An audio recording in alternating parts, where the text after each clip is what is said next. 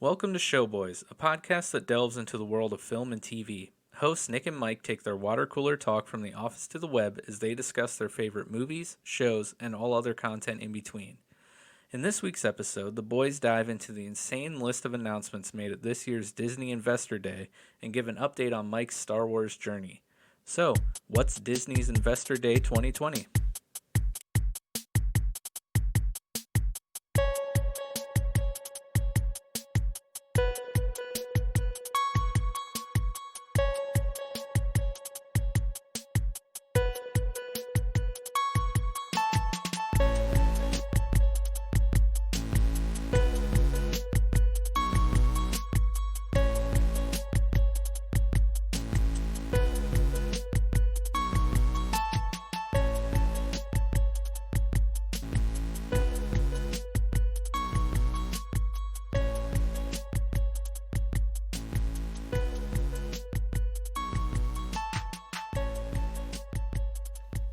Hello there.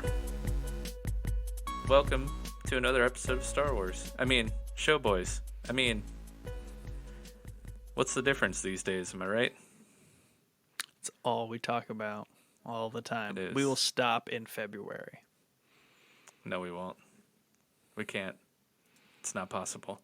Should we just call it the Star Wars Boys? The Just call it Star Fanboys. Boys. Star Boys. Yes, all of those are great options. But thank you for joining us for another episode of Showboys. My name is Mike, and with me, as always, my good friend Nick. And we are here to talk about stuff and things. Things and stuff, specifically. Yes. But yeah, before we get started, we do have a little announcement that we're both kind of excited about. We will be starting a new podcast series. Starting January 13th, we will be bringing you a new podcast series from Showboys, that's us, centered around all the news and rumors in the film and gaming industries. So every other Wednesday, we will be bringing you the stories in a short form podcast to stay current in the ever-changing film and gaming industries. So this will be including things like new movie or show releases, casting rumors, drama, and gaming news topics.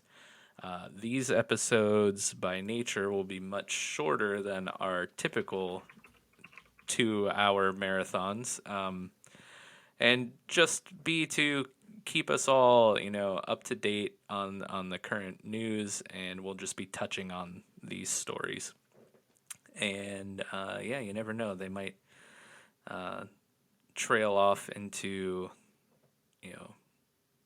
real regular Showboys episodes where we banter and theorycraft for hours and hours. But yeah, we just wanted to let you guys know. So be on the lookout. Hopefully, we'll be having this, starting January 13th. And I'm excited. I hope you're excited, Nick. Hyper excited. I think it'll be good. It'll be a good sub-segment that just kind of breaks its way from our normal 2.5 hours, where we kind of, we cover news here and there, but we'll get a little better at it and focus with this little series. Yeah, I'm excited. It should be fun. But yeah, so the topic for tonight's episode, as I kind of had like a Freudian slip there in the beginning in our intro there, shocking, we will be talking a little bit about Star Wars, and then yeah, there was this big, semi-big little press conference slash investor day stream by this small indie company named Disney, where they just dropped a nuclear bomb of announcements of movies and shows on us. So we have been going back and forth about some of the announcements that were made, particularly a lot of the Star Wars ones. But there were other things from Marvel and all the million other companies that Disney has swallowed up like FX, their Disney Plus streaming service, Pixar, the Disney animated movies, all that stuff. They made so many announcements. So we're going to kind of go through all the announcements that were made and kind of talk about the ones that we're most excited about. And yeah, I'm excited. Exciting show tonight.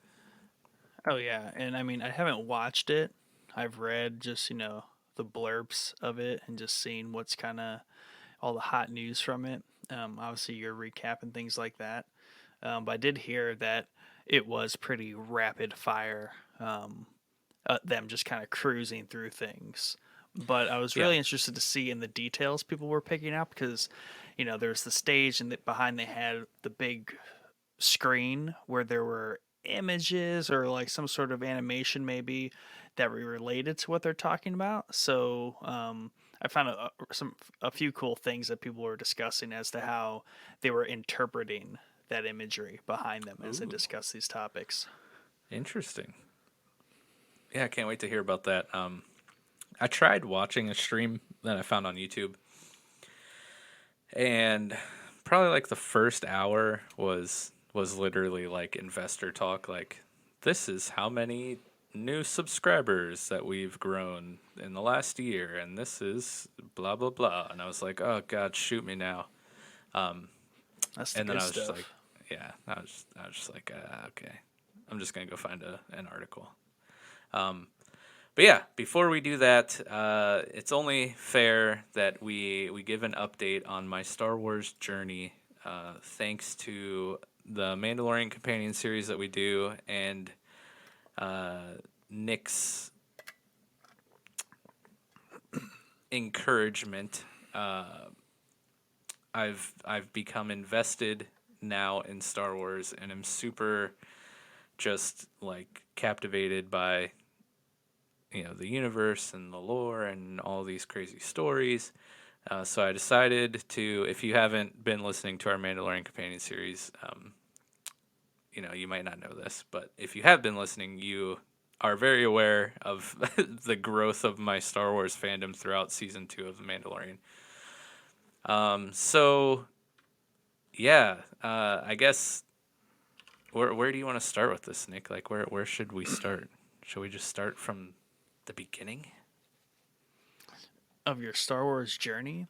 Yeah, Yeah, like let's get the quick recap. I think we have it. I think we have this. If anyone out there has listened to every single show, boys, you probably know the story. But I'm just gonna assume that not everyone listening has heard every show, boys. So yeah. let's take it from the Okay, top. from the top. All right, so I up until season 2 of Mandalorian, I've had very limited viewing of anything Star Wars. I have seen the original trilogy, but that was early on in my childhood. So the details and the nuance of all of those 3 movies are kind of foggy. However, I know most of the big culture Star Wars references from those movies. I did see Rogue One in theaters when it was released, which apparently was 4 years ago now. Wasn't that kind of like yesterday or something? The 4-year anniversary of Yeah, that movie being released. yeah, somewhere in Um, there. so I saw that in theaters, and then immediately after that, I decided to rewatch episode 4. Because Rogue One leads up to episode 4. And I had a whole plan of like, I'm going to rewatch the original trilogies now. But that was before they were on the streaming services, right? So I had to like go to Family Video, which if you don't live in Ohio, you might not know what Family Video is, but it's a local video rental store. One of the few that actually still exists this day and age.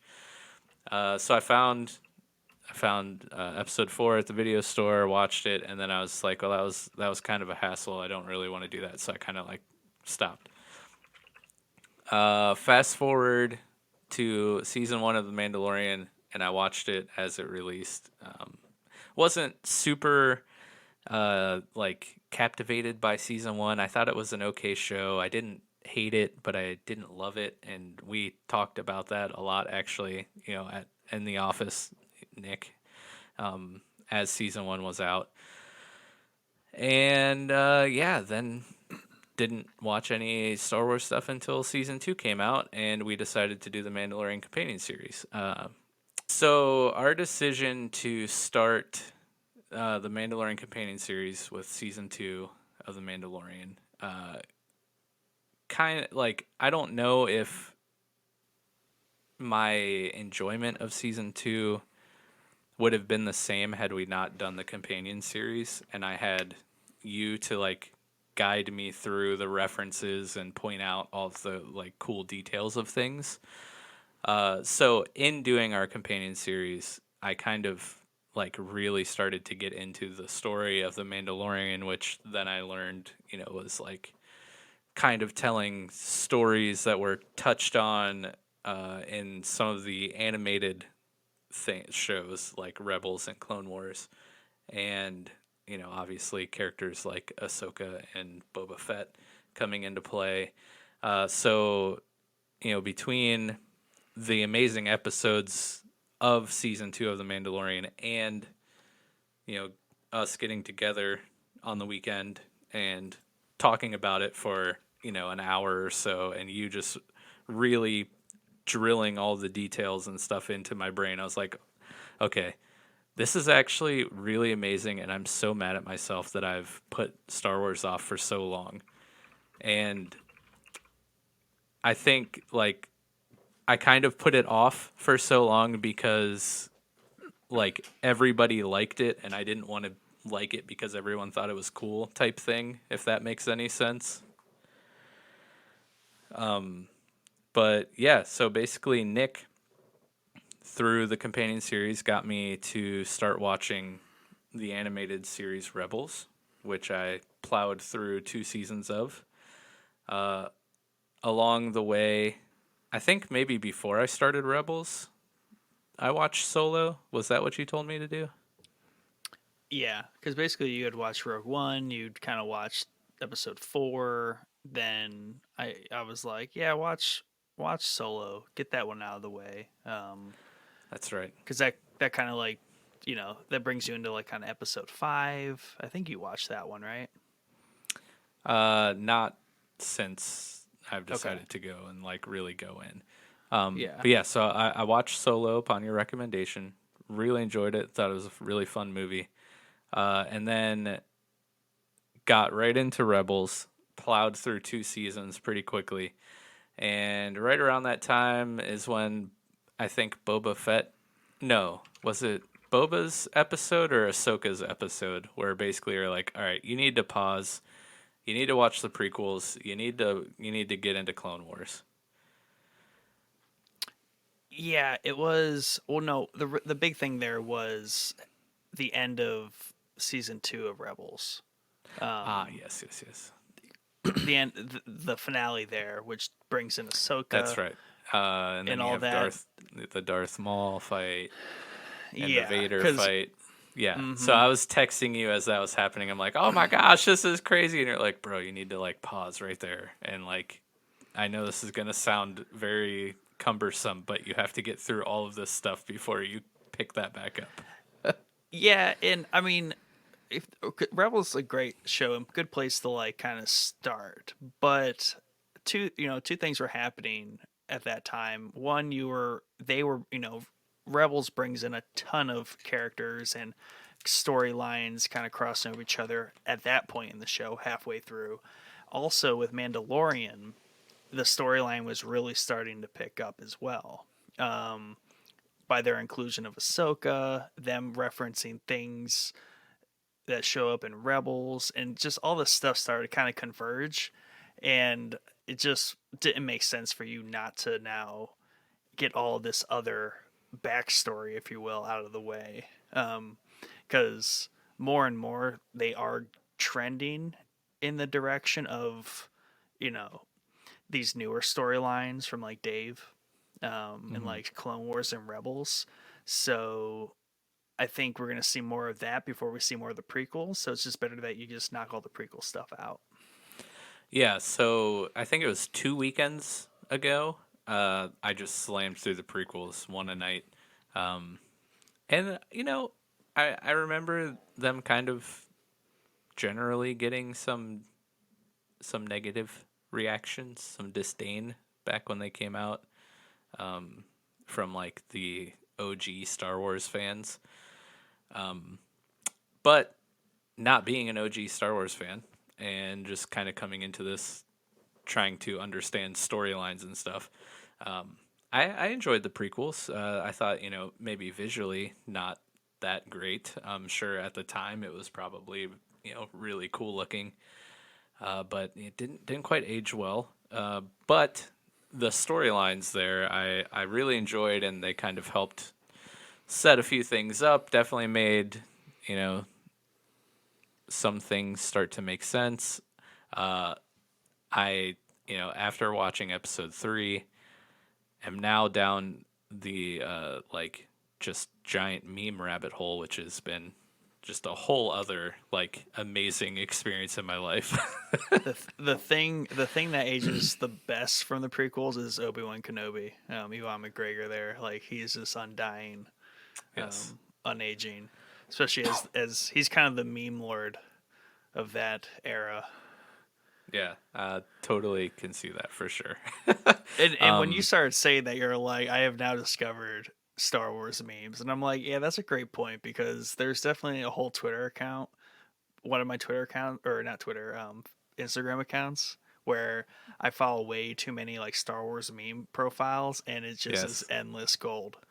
Well, I think I mentioned it in last week's, or I don't know, the last Mandalorian companion series episode, that our the podcast's Instagram page, because we post so much about Star Wars lately. A lot of the suggested like Yeah, people or whatever that pop up in the feed are like Star Wars accounts. Some of them are cool ones that like explain lore and like all that stuff, but most of them are just meme accounts, and I'm just like scrolling through our podcast Instagram feed for hours, just like, oh my god, that's an amazing meme. That's an amazing meme. So yeah, that secretly might be the best thing that has come out of this entire Star Wars journey for me. Is the new treasure trove of memes that yeah, I've stumbled and upon. yeah, and like it crossed my mind to kind of say watch episode 2, watch all of Clone Wars, and watch episode 3, but episode 3 is just like the band-aid that just needs to be ripped off, and like it just needs added to your brain. And there's just no way to introduce it other than watching it right after 2, and Clone Wars just has to be the infill that you get later. Yeah, Ideally, if you could watch the last 4 episodes of season 7 Clone Wars and episode 3 at the same time, that would be ideal. But that's not interesting. possible. That is not possible. But yeah, so slammed through the prequels, and then at the start of last week, I started the long journey of the Clone Wars animated series. I think I'm Where are you at with that? like 3/4 of the way through the first season. There's some nights that I'm not able to get on the couch and watch episodes, but I try to squeeze an episode in whenever possible. For example, today jumped on the elliptical in the old basement and watched an episode while I was on the elliptical. So yeah, Hey. there's that. I watched an episode before I jumped on here to record with you. So just finding time. It's nice that they're like 20 minutes long. Yeah, you get some filler episodes. You get the main story episodes. They have lists where there's just like the abridged version of the Clone Wars, where there's just the essential episodes. But Yeah, I'm in it for the long haul. yeah, I'm a completionist at heart, so I have no options but to watch front to back. I'm enjoying it so far. I think honestly that I kind of like Rebels a little more at this mm, point. Just at least just where I am in both series. I was more entertained with Rebels, but there have been a few. episodes of Clone Wars that have been super good that I was like, okay, if we get more episodes, if seasons trend in to be more like these episodes, then I will just absolutely love this, which I think is kind of the trend that I can expect. Yes? Yeah, for sure. I mean, Clone Wars was, you know, is the parent, if you will, to Rebels. It came first. They tried different things with that, but eventually Clone Wars does fall into its groove, where Rebels very much so was set from its beginning. That makes sense. Um, plus, plus Rebels was purely a brand new story, if that makes sense, to where they were exploring a less close-ended period of time. Clone Wars definitively happens between two specific events, being two specific movies. Yeah. So it has a definitive beginning and end, and there's all this information about what happens in between. So, that's why there are just kind of like filler episodes where there's a lot of characters they cover. And Rebels was more like, hey, here's our band of heroes, here's their problem. Yeah. I've really enjoyed the animated series. Series is series. What, like how series? Is that the plural of series? Series? I Just guess series. it's just series. Those Yeah. two animated series, I've really enjoyed. But Yeah. I've also enjoyed all the movies I've watched. I would say to this point, probably Rogue One and Solo are near the top for me. But I think that is solely because they're kind of standalone ish, so I could just kind Well, of enjoy them as is, and I'm sure once I catch up completely in the filmography of Star Wars, I can go back and rewatch those, and they'll just be better because I understand all of the things. yeah, I mean, that's completely fair to say because I love Solo and Rogue One. And actually, recently, and I think this is because what you said earlier, Rogue One's anniversary of releasing is upon us, and it was trending. And I saw a quick little excerpt or article that was saying that it is being dubbed basically fans' favorite Star Wars movie at this point. It has aged very well, Hey, dope! That's awesome. and I do Yeah, not disagree. I do not disagree. I can endorse that without breaking down a flow chart and going super nerd. I'm not going to dissect exactly what my favorite Star Wars movie is, but I can tell yeah, you Rogue One is up there. that's awesome. Um,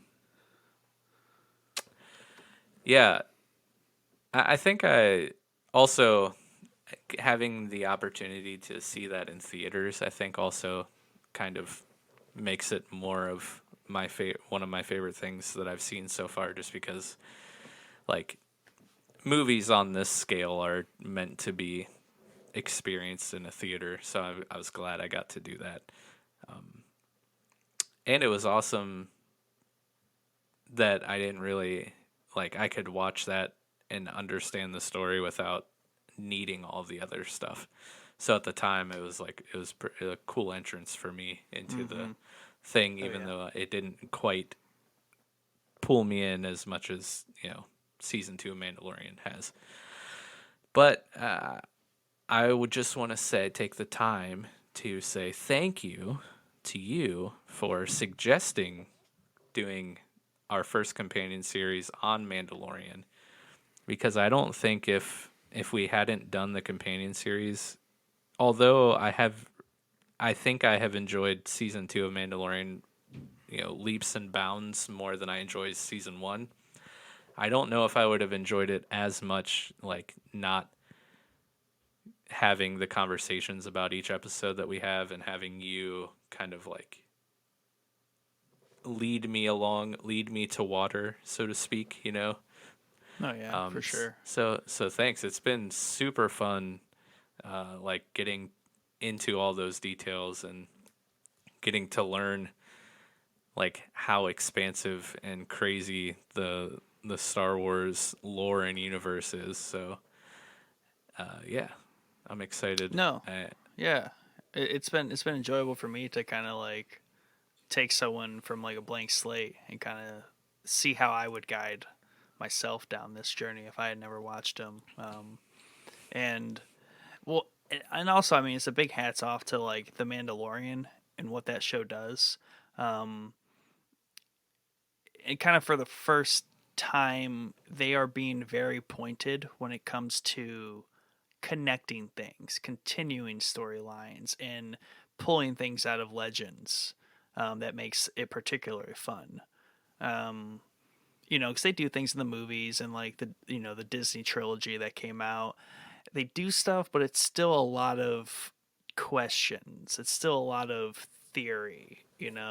There aren't things as pointed as they do in Mandalorian, where they show you some mysterious, ominous black troopers, and here it turns out they're like, no, these are dark troopers, and it's just a very pointed show, and I like that. And it makes it fun too because we can definitively say, yeah, they just did this, they're gonna do that. It's all making sense. Yeah, and I think as we touched on in the last companion episode, I think a lot of that comes down to who's kind of coming alongside Dave in these new Star Wars projects, specifically the Mandalorian, but in some of these other Star Wars projects that were announced at the Investors Day meeting conference thingy. You got a lot of people from the MCU starting to head up some of these Star Wars projects, and they, had a 13-year run of tying like 30 movies together in Yeah. like a really cool, like kind of groundbreaking way for film. And Yeah. now we're getting those people to work alongside, somebody like Dave who has, created some really cool Star Wars storylines. And now they get to like start that interweaving of these things with the Mandalorian, and hopefully it continues in some of these other shows. And then we start seeing like some more tie-ins with the movies, and I don't know. No, it's But it's for again, sure an evolution of what they did with the MCU, and that's what I'm excited about. yeah, Not that I dislike Marvel. I'm just not the biggest superhero fan. I do like their movies though, yeah, but I'm not in it like I am Star Wars. But I do appreciate what they did, so I'm excited to see them take such a great thing and evolve it now to Star Wars. And like I said on that podcast, they're gonna take this whole concept of the movie show interweaving and do it much better this time with Star hmm Wars. yeah. Yeah, it's definitely something to look forward to because Kevin Feige is a part of Star Wars now, and he was along with Fabs. He was one of the masterminds of creating the MCU as we know it. So, you got those two guys. Fabs with the Mandalorian and Feige with other Star Wars projects, and then you have Taika Waititi, directed a handful of Mandalorian episodes. He's going to be, writing and directing a Star Wars film. And Hmm. you keep adding little pieces and parts of the creative genius behind the MCU into Star Wars. So, yeah, it's really exciting for me as a new fan. But it sounds like it's also really exciting for someone like you who's been a fan for a really long time. Yeah, and I mean, Star Wars has just been such a passive thing, and it's always just been something you had to dig deep to like really explore, like listen to the books or read the books, um, games, things like that. But it's just a very slow content created universe, and now it's about to be, it's going from like a 10 up to 100 really fast here, which is fine. Yeah. We're about to hit like a new golden age of Star Wars content. So I will say, being a new fan, it's quite overwhelming, you know, just with what's already out there. Um, and then you throw in the announcements from the Investors Day, and it's like, oh my gosh, at least like, that stuff will be spaced out, and like I'll be able to start that on release, right? But I talk a lot with our friend Chad, who's been on the show a few times from That Strange podcast. He's a huge Star Wars fan, just as you are. I think we even talked about that last time he was on. But I was telling him, I was like, oh God, I have so much to watch. Like, why have I put this off for so long? Like, this is like, I'm kind of dreading, as much as I'm excited, I'm kind of dreading it as well, just because there's so much. And he was like, well, at least you could binge it, right? Like, like people like you and him who have been fans from the start, you've had to wait like for all of this stuff to come out, which, you know, unlike recent times, was not very frequent. So, yeah, I don't know. I'm Yeah, I excited mean, to I own continue the on in the first four journey. seasons of Clone Wars on DVD. Nerd. Oh man. But I yeah, mean, I'm that's how I excited. had to watch them. You know. Yeah, I can't wait to finish up Clone Wars. Just so I can help tie episode 2 and 3 more together in my mind. And then I can't wait to finish up Rebels, because that show's been super fun. But yeah, then I'm back to movies. I'll be on the sequel trilogy. Is that the correct term? Yeah, once you The finish Disney episode 3. 5 and Oh no, no, episode no. 6, you'll. Yeah, Oh, exactly. So after I do Clone Wars and Rebels, I'm gonna go back. I'm gonna rewatch 4 because it's been 4 years since I've yeah. seen it. So I'll Mhm. finish Clone Wars, finish Rebels, pound out the original trilogy, and then I'm on to the hotly debated Disney 3. Right? Yes, that would be correct. Are the Disney trilogy as terrible as most people say? Um, it will get better with time, especially with what they're doing with the Mandalorian. They are going to retroly justify as much of it as they can. They're pretty much retconning it, kind of. To a degree, yeah. They're making it make more sense, which ties into a lot of theories people have as to why people didn't like them and unfair judgment against them.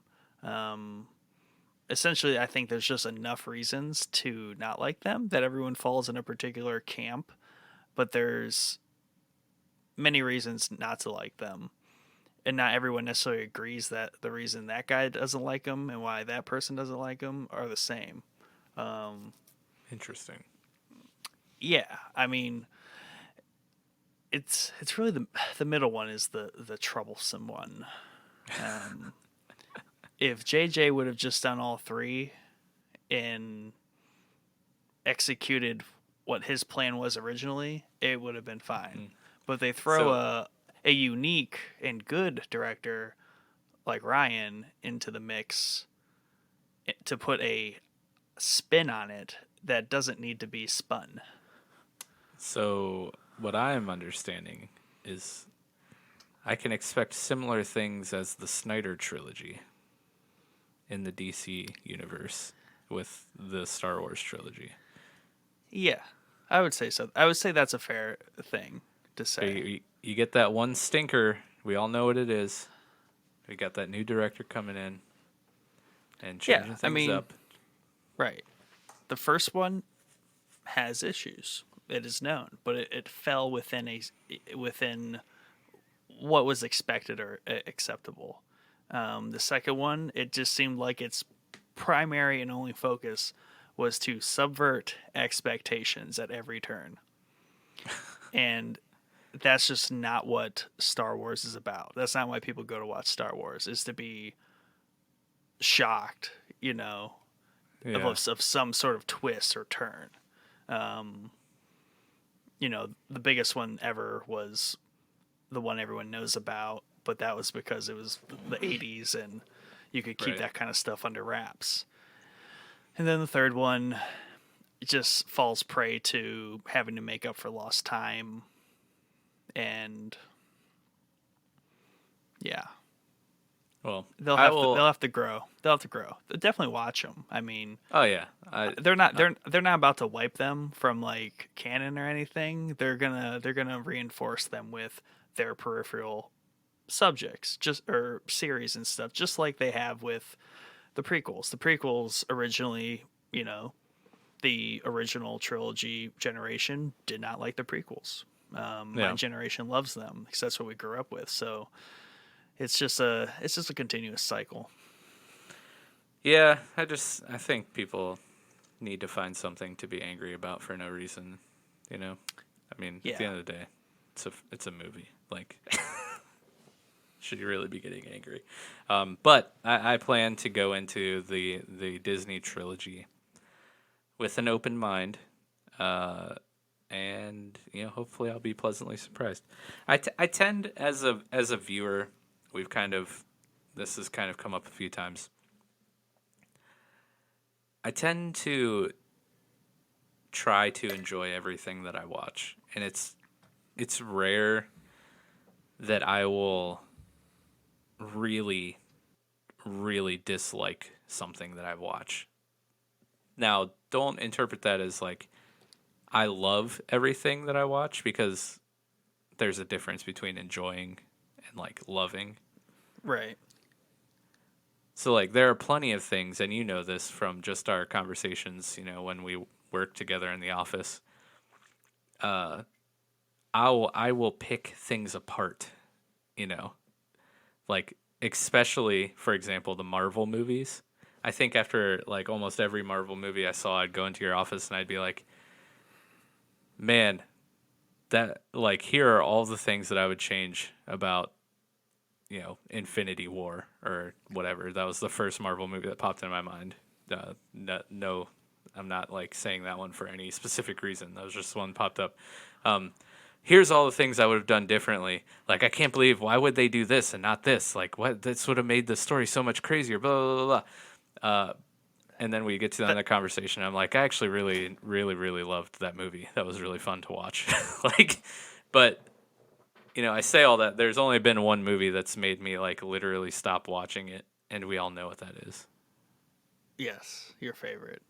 But I mean, no, that's fair to say because I mean, yeah, I don't hate or dislike the Disney trilogy, but there are just a lot of things that I would have done differently, or just outright question why did they do that?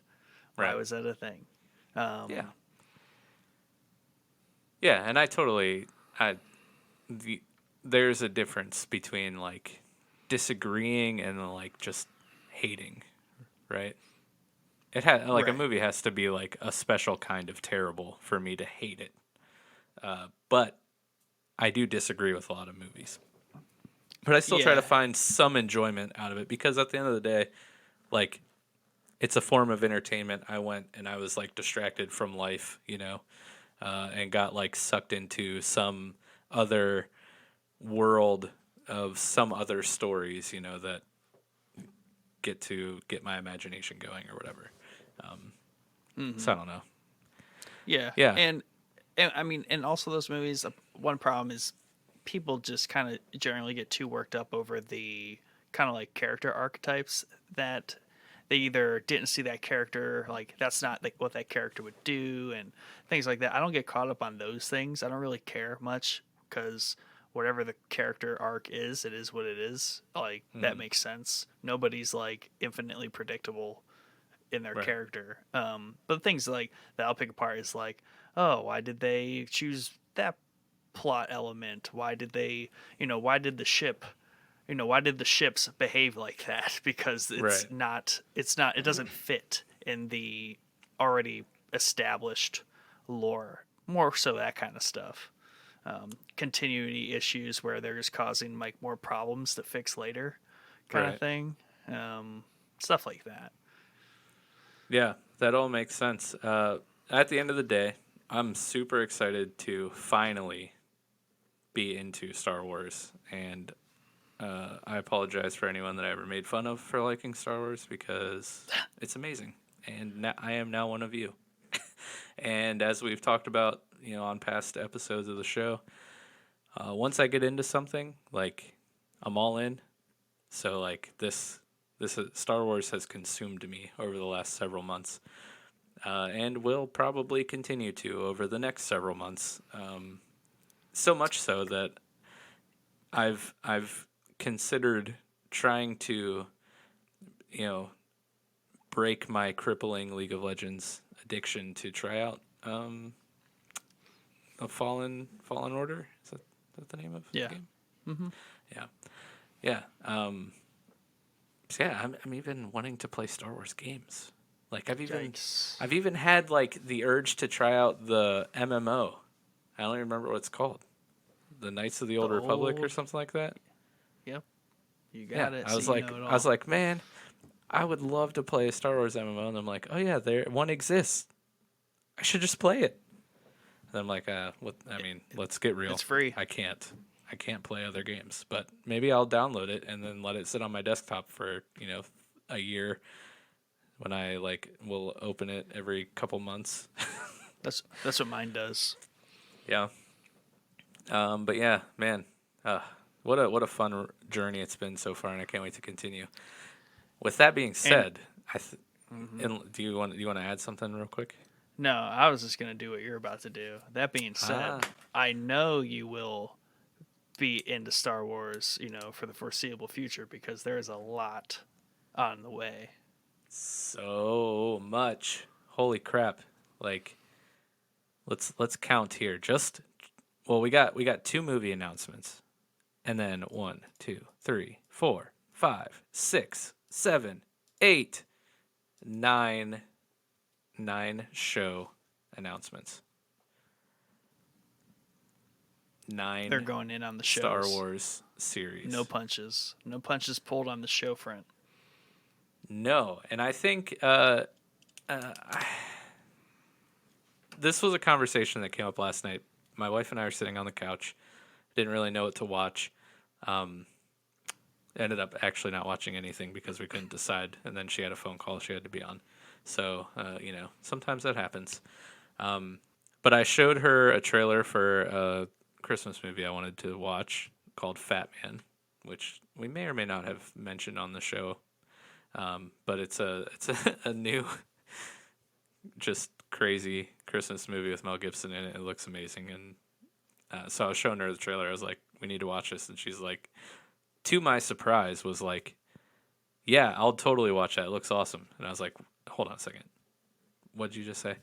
Uh, so we were talking about it, and I pulled it up on YouTube and threw it up onto the TV from my phone, and then after the trailer played, it started playing some of the new Marvel shows that are coming to Disney Plus. Started playing their trailers, and the first one was Loki, and she was like, "Oh, what's this?" And I was like, "Oh, it's a new Loki show. Have you been like living under a rock for the last 2 years?" And she's like, "I had no idea." So we watched that, and then the next trailer that came up was Falcon and the Winter Soldier, which is another Marvel series. She's like, "What? That's a show?" And I was like, "Yes. Like, where have you been? Like, this is not new news. This has been out since like Endgame." Um, and then we got into a discussion of like, you know, why why I think these franchises are starting to invest more into shows. I mean, Marvel still obviously is a very theatrical like franchise.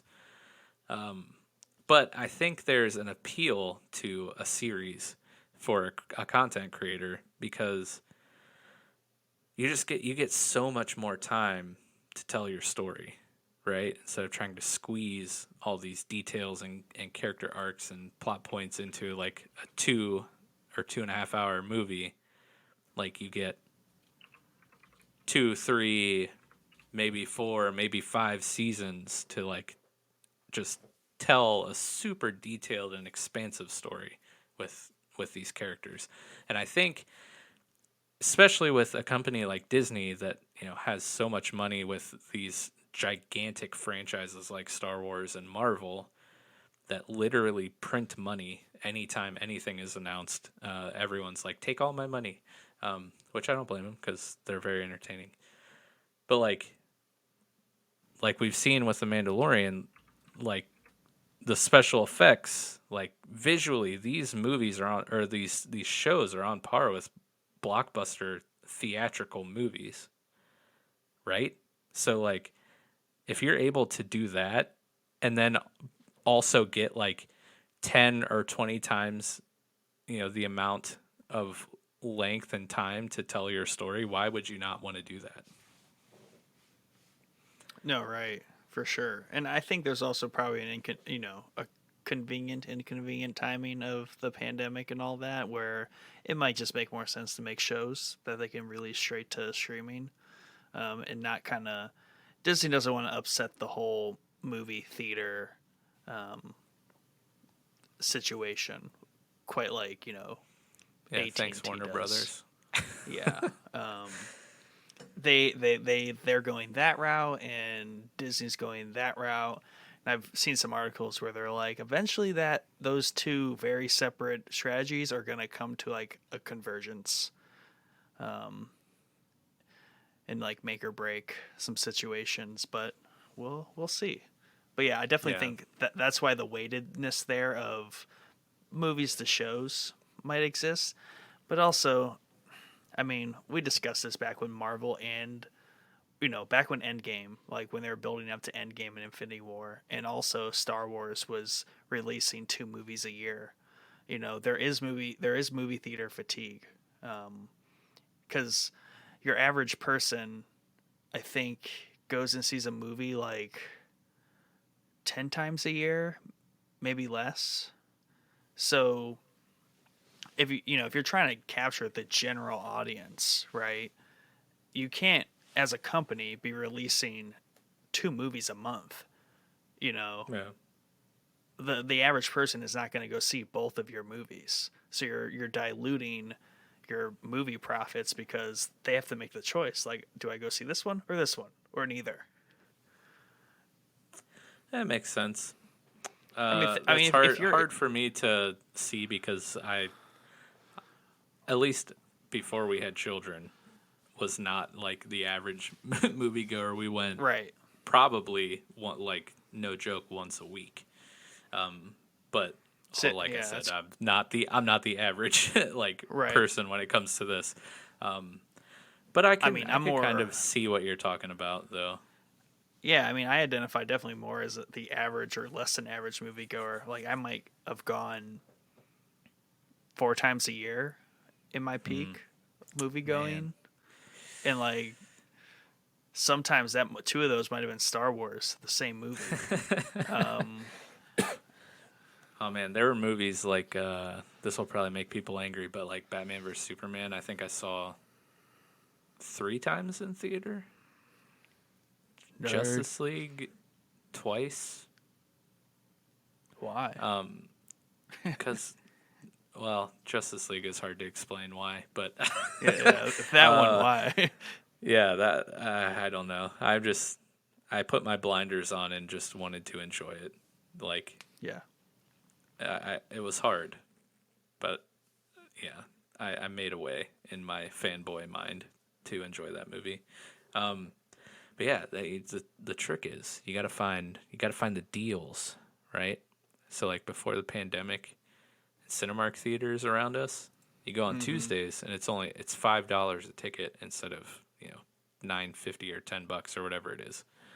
So we would always go on Tuesdays, so we weren't breaking the bank. But yeah, the show to movie thing is an interesting discussion that we could probably even have like a whole separate podcast episode on, and like the streaming versus theater stuff we could also do. Actually, that would kind of be a fun topic to talk about with someone in the near future. If only we were having a Hmm. guest on sometime soon that maybe we could talk to this about. Interesting. Um, but yeah, I think also using shows alongside movies in the way that we're seeing now with Star Wars and Marvel prior to this new cadence of releases, the announcements that they made at Investor Day, like being able to use both mediums to tie in and interweave storylines and characters and stuff into a franchise is a really cool concept, and I'm really excited to see Star Wars doing it, and I'm really excited to see Marvel now starting to do it, though I kind of wish they would have done it a little more with their Netflix like shows, but contractual things kind of prevented that from happening. But yeah, enough with the greater talk. We got a lot of stuff to break down from the Investor Day news, so let's just get at it. 1, 2, 3, go. Go. So what shows, Star Wars shows that were announced, are you most excited about? Or you just want to run down the list and touch on each one as we go, or do you want to talk about like what one excites you the most and then go through? Like, how do you want to do this? Let's run through the list, and then we'll kind of like do a quick touchback on them. All right, go ahead. Start us All right. off here. Now, yeah. So, first one, it interties into the Mandalorian. It's called Rangers of the New Republic. That one definitely seems interesting. Same theme here with the Mandalorian tie-in, Ahsoka, Rosario Dawson reprising her role there, of course. Yes. Andor, very excited for that one. Just to throw that out there. Rogue One spinoff, casting Andor, starring Diego Luna. He'll reprise his role there. Obi-Wan Kenobi, Ewan McGregor is back, reprising there. The Bad Batch, Clone Wars animated series spinoff. Once you get to season 7, you'll know that one. Nice. Visions. This one is a little bit of is a series of shorts. That one's a big question mark in my mind. A droid story. Pretty obvious what's happening there. Lando. Wally. Yeah, it's just Wally. Star Wars Wally. We got a Lando series coming, and then the Acolyte. So yes. some really wide net they are casting in a lot Very of much so. directions. So, can I start with which one I'm most excited about? Yeah, I would like to hear what you're most excited about, and also what you have questions about from that list. Okay, great. So, I think just based off of where I am in Star Wars myself, I actually think I'm most excited for the Andor series, followed by Ahsoka and Obi-Wan. Okay. I'm really excited about Andor just because I liked Rogue One a lot, and the little teaser trailer, like little Is reel that the that they making of kind played. of one? Yeah, it just it looked so cinematic, and like they literally were like, we're literally making this like a theatrical release. Like every episode is on par with a theatrical release, and you can tell, and it looks gorgeous. And I'm just really excited. Yeah, a spy thriller like in the Star Wars universe. That sounds pretty dope. So I'm really excited about that. Obviously, Ahsoka, where I am in Clone Wars, and seeing her as a young, Padawan. maturing Jedi, right? Padawan, to Rebels, where she's grown into her Jedi self as a young adult type, and then her appearance in Mandalorian, where she was, her fully formed, like, amazing, super powerful self, and Rosario Dawson's, portrayal of her was so amazing. So I'm really excited to see what they do with that series. and how that will tie in and cross over with Mandalorian. And then Obi-Wan Kenobi. I mean, I just can't wait to see what memes come out of that show, because Ewan McGregor's back, but also Hayden Christensen is back as Darth Vader. So, hello, bro. The I two saw. meme lords themselves are returning. Like, Yeah, that's gonna be fantastic. And I saw a quick little article where apparently his Hayden Christensen's daughter does not know he is Darth Vader, or is oh, at least going to be in a show as Darth Vader. I don't know, something along those lines. But I thought that was interesting. interesting. So she not know that he also massacred a ton of children? Like, Probably not. He might yeah. have I sheltered hope her she from never Star Wars. finds out. Yeah, that she might become afraid of her father. Which why wouldn't she be? Um, so those are like my top three. Which ones are you most excited about, or which one, Uh, or whatever? Now, very similar to you. I think Andor is probably going to be the most gnarly thing to kind of come out there. Um, Obi-Wan and Ahsoka, I think those ones are equal there. I think Andor is the one I'm most excited about. I With also Ahsoka think and that's the Obi-Wan. one. I think Andor is going to be the first one Yeah. out of these new shows. So that might play a part in both of our minds, like subconsciously, because like that's going to be the first one we're going to see. Yeah, well, I think that one's the freshest story to tell, right? Because we got a little bit of it in Rogue One, and we know how his character ends, but they're going to explore this gritty lifestyle of being that rebel spy who has done things. He's done some things. Whereas kind of Obi-Wan and Ahsoka, they're much more grounded characters or rounded characters, and we know more about them. So that's just going to be kind of more continuing of things we're already kind of keeping up with. But I think the sleeper here, depending on more details, is Lando. If we get Donald Glover back as Lando, Dude, that could be explosive. dude. Yes, it could be, but it also could get the Atlanta treatment where we get like 2 seasons that are amazing and we fall in love with, and then not like have like a 5 year break in between seasons. Well, hey, one, one, that man does too much, and that is his show, so that's totally on him. Um, there will be people paying him and making sure he is in line for this one. You know what I mean? Like him doing like that's his show, Atlanta. So Yeah. I feel like it's easy for him to be like, we're gonna take a break here. I got some Yeah. stuff to do. Like that I just album wanna. that's supposed to be on its way. Oh my gosh, the one I've been waiting for forever. I'm just gonna Um, go listen to um because the internet now. Great album, one of my faves.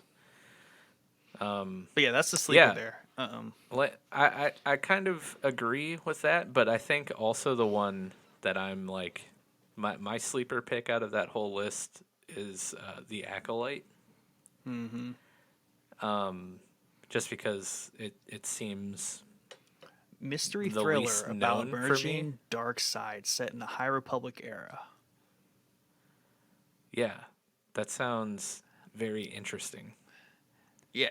So I mean, in my mind, the High Republic thing. There's movies coming. I know for that at some point. They're obviously going to do a show here, and the High Republic era is this brand new concept. Really, they're going to use a lot of older concepts and just kind of update them and retcon them in, which will be great. Um, but like to me, I'm putting that in a bucket separate from like kind of current Star Wars. Yeah. Um, I'm kind of letting that like 400-year gap between the timelines sit very heavily there. So I want that to be just like this completely separate thing I watch, and and that ties into one of the movies that they have announced too. Yes, we will get to that in a second. There are still a few things about these shows I want to talk about. Oh yeah. Lando, like you said, depending on the details that come out of that, like when's it take place? Like, is it the Donald Glover Lando? Like, is this a younger Lando that we're following? It's Is gotta this be. Is this going to be an older Lando? Is this going to be like a child Lando? Like what is the story here, right? But if they're able to get Donald Glover back to reprise his role as Lando, that would be a very interesting show, and I would be very excited about that. So the ones I'm most hyped about in my sleeper pick, like that's not to say that I'm not excited for Lando. I am very excited for Lando. I just don't have enough details to like get me fully on the hype train yet. And the same kind of goes with the Rangers of the New Republic. Like I'm excited for that because it is in the same timeline as the Mandalorian, and they plan on doing crossover stuff with the Mandalorian, so that's obviously exciting. But I kind of want to know like what character are we following? Is Cara Dune gonna step into the show, which would be amazing because I'm very much against cancel culture for completely unnecessary and idiotic reasons, such as why people are trying to cancel Cara Dune. So if she were to get her own show in the midst of this giant push still to get her removed from the Mandalorian, I would cry laughing. And this would become my new favorite show. You know, just based on all the different like rumors and stories, even like the stuff surrounding Pedro with the Mandalorian, I've Yeah. seen some stuff now that he says that it's all completely false. I Yeah. think I think Star Wars and Disney might be a little bit above that cultural rift where like 10 people on Twitter can like ruin something.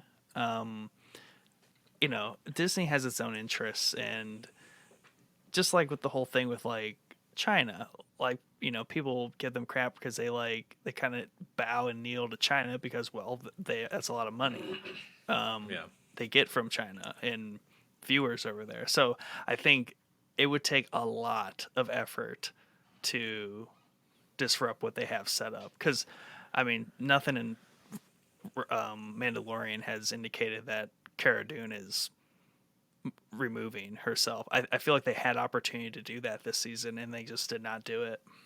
Well, the opportunity that they kind of planted, in the end of that one episode where I Mm-hmm. forget the Republic officer's name, so I'm sorry, sir.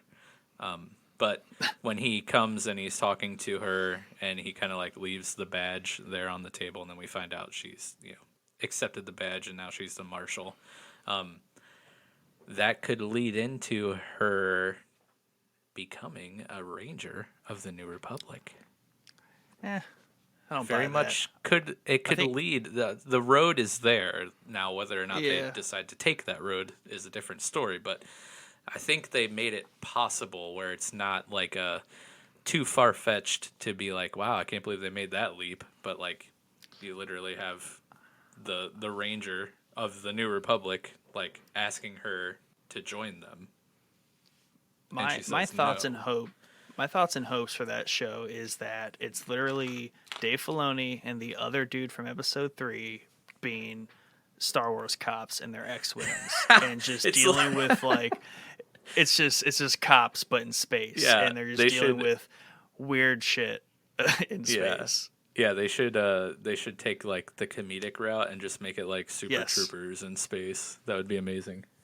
Yeah, and I wouldn't even care if they just showed up to some Mando situations like after the fact, like that refinery blowing up. They like show up there and they're like, Yeah. they're in the village, they're taking down like people's stories. They're like, okay, so we're onto something here, but yeah, definitely the Yeah. comedic route would be. They're good at doing the comedy thing, Yeah. so I feel like that it wouldn't hurt just to go a little step further and like really lighten up the mood on one of these shows. Right, because we know Andor is going to be super serious. We know Ahsoka is going to be pretty serious. Obi-Wan's going to be serious, but it's going to be full of memes, so it's kind of a mixture of both. The Acolyte Just sounds those like it's going killer to be super smiles from Ewan serious. McGregor. Just That's right, bro. yeah, But yeah, like I guess I need to see like Lando, some more details.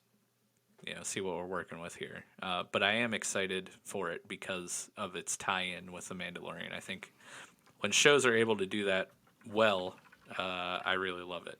So, yeah, I would say Visions and a droid story, don't really care about. They're gonna really have to like show me something strong to get me real excited about I mean, those we two. don't have a lot of things on Visions. Right, just that Just I've animated read that shorts. it's going to be an anime style show, and they're going to be shorts, and droid story. Again, not many details, but I mean, unless we're falling around like C-3PO, like he's hilarious to me. Like I could watch a C-3PO show, but yeah, I don't know how that's going to work. But I could do a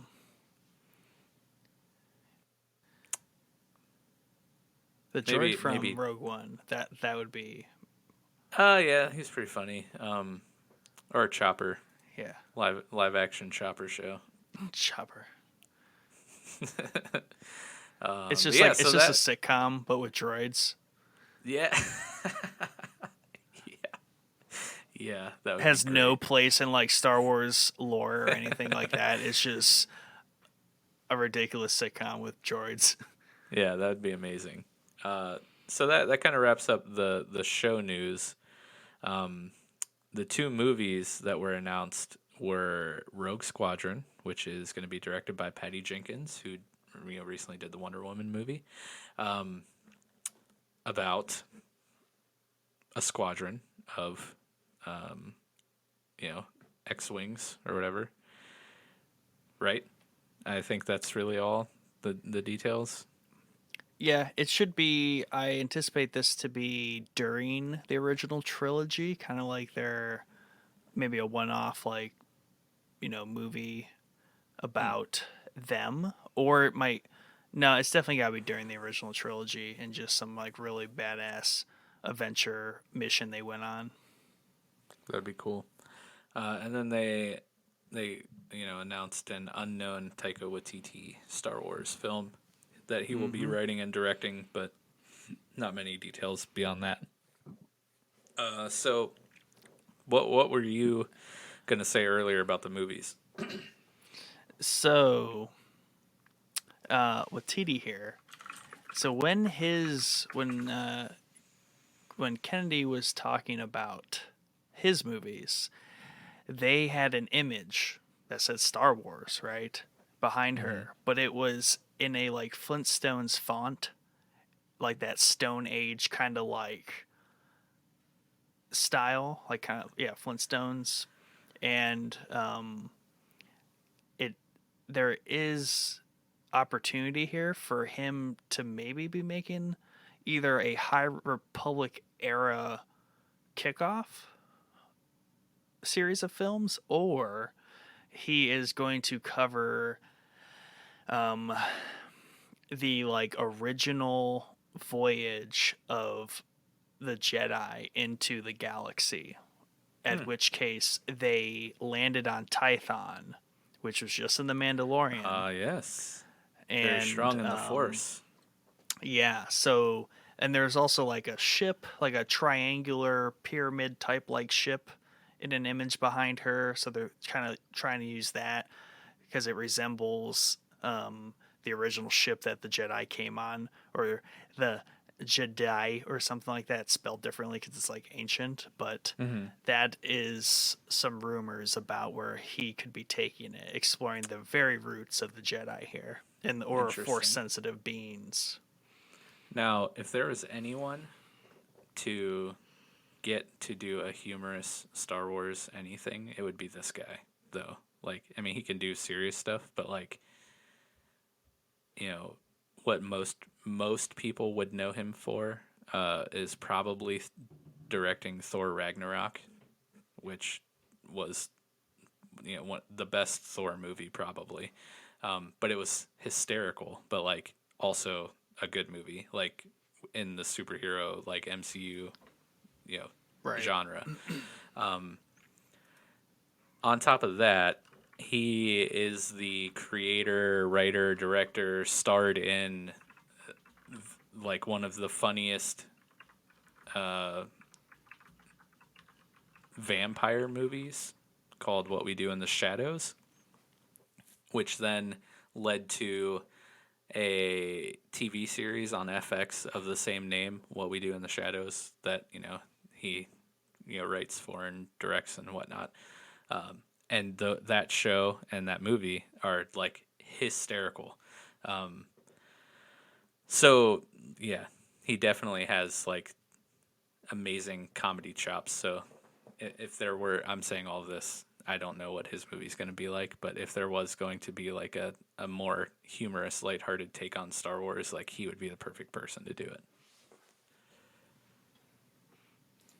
Yeah, maybe. I think he's gonna go the serious route. Yeah, I'd be cool with that. Were there any other movie announcements made for Star Wars that I missed? Or were those the only two? No, I think those are the only two, and like even those two, we don't have a lot of details. So I think they're playing those ones kind of far out. Like that's probably gonna be like 2022, 23 even. So Makes sense. I mean, they might be holding on to the theatrical stuff so they can, you know, release in theaters whenever that may be, if theaters survive. But on that note, there were some Lucasfilm announcements that were not Star Wars related. There is going to be a Willow series, which I believe will be based off of a movie, same name, Willow, from the past. I don't recall ever watching it, but it's kind of got a cult following, so I'm sure there were quite a few people excited about that. There was a Children of Blood and Bone movie announcement, movie or show. I don't know. Probably movie. Not too familiar with that. And then they, of course, announced a fifth and possibly final Indiana Jones movie, and Harrison Ford will be returning to be Indiana Jones. I wonder if they are going to. This would make sense. Do the passing of the torch with this one. What do you mean? So like Harrison Ford will return, but this will be his last one, and a new actor will kind of reprise the role of quote unquote Indiana Jones for those movies. Bringing back Shia LaBeouf. Right. Yeah, something like that. There's a new character that will, Harrison Ford dies, he retires, whatever at the end of this movie. But or he's like, he's just like his mentor was to him Yeah, in those I could movies. So I could see that. that's my speculation there. Maybe if they Nice, want it, nice. Lucasfilm's owned by Disney. Disney loves just making money on things. Right, I could see them finding a way. Harrison Ford. I mean, he's getting up there, and I don't know if right, he's like really looking to do movies all the way till he's 90. right. Especially like You know, action movies. yeah, right. So I could see them still wanting to carry on that IP. Yeah. I can't see them I, just letting that go with Harrison Ford. I kind of am starting to equate Disney to like the Nintendo of film and show, where they create two or three or acquire two or three good IPs and then just milk that cash cow until it literally is nothing but dust. So your speculation could be very true, and I could definitely see that as a possibility. Moving on, because we still have quite a lot of stuff to get through. Next up, we have some of the Marvel announcements. Now, these, much like you, Nick, I enjoy Marvel. I've watched all the Marvel stuff, except for I didn't watch Agents of S.H.I.E.L.D.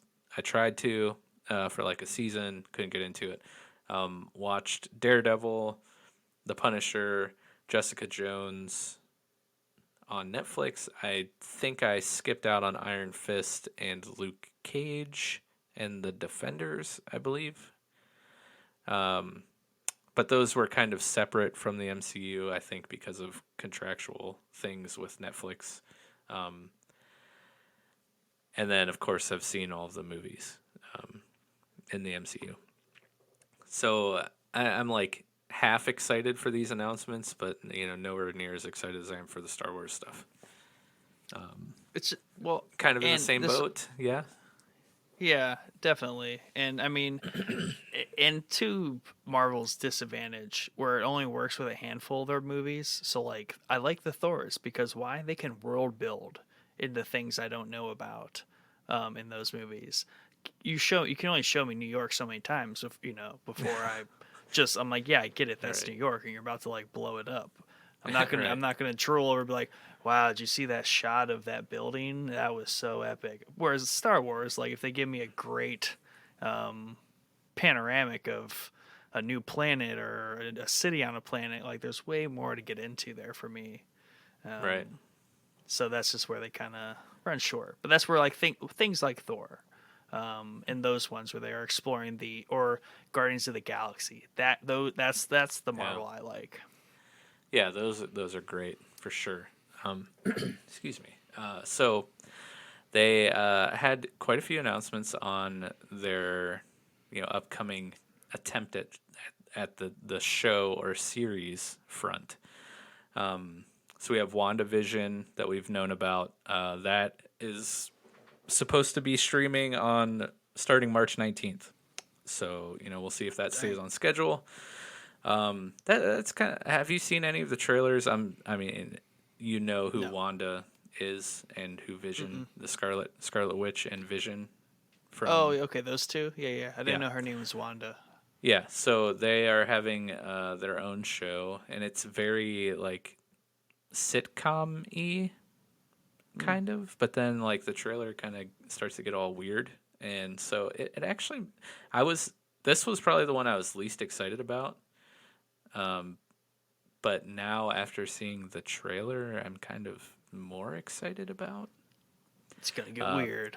so yeah, so I would definitely recommend watching that trailer just because it looks interesting. Plus, this show is going to tie in with the Doctor Strange and the Multiverse of Madness movie. So yeah, that should be interesting. Um, We had an announcement on the Falcon and the Winter Soldier, which we've known about following Bucky, aka the Winter Soldier, and Falcon from the Avengers movies. This should be streaming in March, and I think it might be a limited series. It was described as being, quote, a feature film split up into 6 episodes, end quote. So, uh, yeah, limited series. So it sounds like to me, which I'm Yeah, okay with. yeah. Those are I nice don't because think they're gonna keep that concise, and they're not gonna right, make a second series or season. I heard that about the Obi-Wan series, but that exactly. hasn't been. I haven't seen that detail perpetuated though, so I'm not I th- sure. I think McGregor was asked about it or said, that it's like a one-off like limited series, but then they asked like, well, what about a season 2? And he's like, well, you never know. So Right. Yeah, he I he think they. he neither confirmed or denied. Yeah, I think they might be playing that one a little close to their chest. Yeah. But I do like the idea of this Falcon and Winter Soldier limited series. I feel like Yeah, that would and be a nice fit. I feel like limited series aren't really done enough. Like, Right. not everything needs to drag on for, multiple seasons. Like, Right. sometimes just a one season series is all you need, and you can tell and execute a great story. And sometimes that even makes it even better because, like, you're kind of, you know, either you're able to wrap things up nice and tight, or, you know, you can leave a nice, interesting cliffhanger or whatever.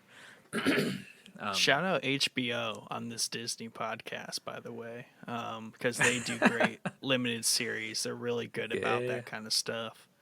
Um, Yeah, Yeah, great dude. examples over there on that platform about limited series or at least playing on the short side of telling a story. Yo, Warner Brothers, if you're listening, please, please, Put please, us on HBO Max. no.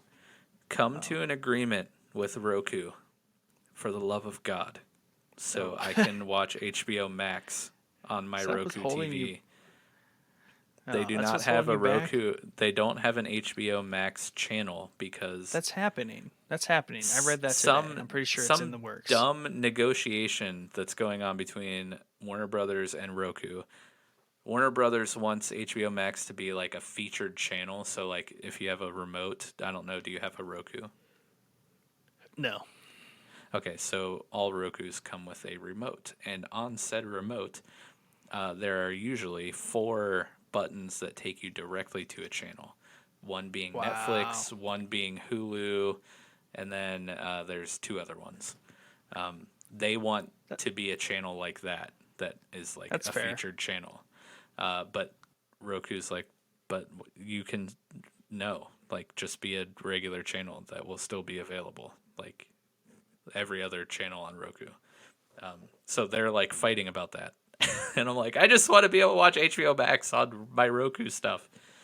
I think that's settled. I think it's coming. I feel like I just read that. Okay, good, because I need that in my life. That came through on my Stonk news feed. Hey, Stonk Boys. Wah, wah, wah, wah. Sorry, a little premature announcement there. Back to our Marvel announcements, though. The next show we've known about for a long time, Loki. They released a trailer for that. Looks pretty cool. Everyone loves Loki, so I'm sure it'll be a smashing success. That should be streaming May of 2021. The other show that we've known about for a while called What If, I believe, is an animated show telling like alternate like scenario stories or like other multiverse type stories. Like what if Peggy was Captain America instead of Steve Rogers, things like that. I'm not really excited about that. Not a huge No, fan, but who knows? that sounds Might lame. su- might surprise me. You never know.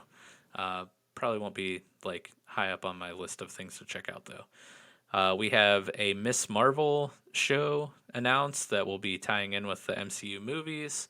And Miss Marvel herself will appear in Captain Marvel 2, which is going to be out November 22nd of 2021, tentatively speaking. We have the Hawkeye show that we've kind of known about for some time. Jeremy Renner will be back as Hawkeye, and Kaylee Steinfeld will be playing Kate Bishop. That should be interesting. I'm a fan of the Hawkeye character. I love Jeremy Renner as an actor, so I'll probably check that one out. Either of those sound interesting to you? I know Hawkeye. you're not like a huge superhero fan, No. so I No, doubt any that's of the these will be jumping off the page to you. yeah, that's a tough thing. So far, I mean, I think especially when it comes to series, I've never attempted a Marvel series just because I can barely get all the movies in. So, but Yeah, Loki piques my interest. Hawkeye does too. So, right. depending on the Um, format and how those shows play out, those two would be my picks to watch. so this is probably gonna sound really dumb of me, so I'm gonna Google this as I ask you. You need I I don't know if the Marvel Netflix series have been pulled from Netflix. I think they may have, but if you're ever like able to find those, I don't want to like Google this while I'm talking because then I'll just take up a bunch of time. If they're still on Netflix, go watch Daredevil and Punisher. Those two are great shows, and like very dark and gritty versions of Marvel stories that are complete 180s from the movies that we see, in the MCU. Those two shows were amazing. The first season of, or I think there might have only been one season of Jessica Jones. Jessica Jones was a really good show. I would recommend those if they're still on Netflix or if you're able to find them anywhere. But yeah, I kind of, used to be really into the superhero stuff, and then like I think I just got fatigue, kind of like you were saying, where like whether it was MCU stuff or DC stuff, it was just a decade of superhero stuff. But yeah, back to the announcements. We got a She-Hulk show coming. Tatiana Maslany, I'm probably saying that wrong, so I apologize. She will be playing She-Hulk. Mark Ruffalo will return as, Bruce Banner and Hulk, I guess, regular Hulk. Tim Roth as Abomination. So that should be interesting. I'm glad that they're, reprising, Mark Ruffalo's character. For continuity's sake, I really enjoy that. We got a Moon Knight series announcement. Not many details on that. A Secret Invasion series announcement where we'll see Samuel L. Jackson back and Ben Mendelsohn. An Ironheart series. This will be about an inventor named Riri Williams, who will be played by Dominique Thorne. Don't really know much about Ironheart. Armor Wars. This one sounds like it has some potential, because who doesn't like Tony Stark, right? So this show's about Stark's tech falling into the wrong hands, and we'll see Don Cheadle returning as his character War Machine. So that could be pretty cool, like a good Nice. iron suit, Mm-hmm. And I like Don Cheadle as an actor. I think he's a great actor, so that should be cool to see him in a series. The two things that I think kind of surprised me the most out of the show announcements for Marvel is a Guardians of the Galaxy holiday special, brought to you by James Gunn himself. So if that's anything like the two movies we've seen so far, it's going to be crazy and fun. So yeah, interested to see how that turns out. I'm assuming that's a holiday special for 2021 since we're like in the holidays right now. Right. You'd think. And then a series of shorts called I Am Groot, which, not sure how that'll work, because he just says I am Groot all the time, so. I am Groot. Yeah.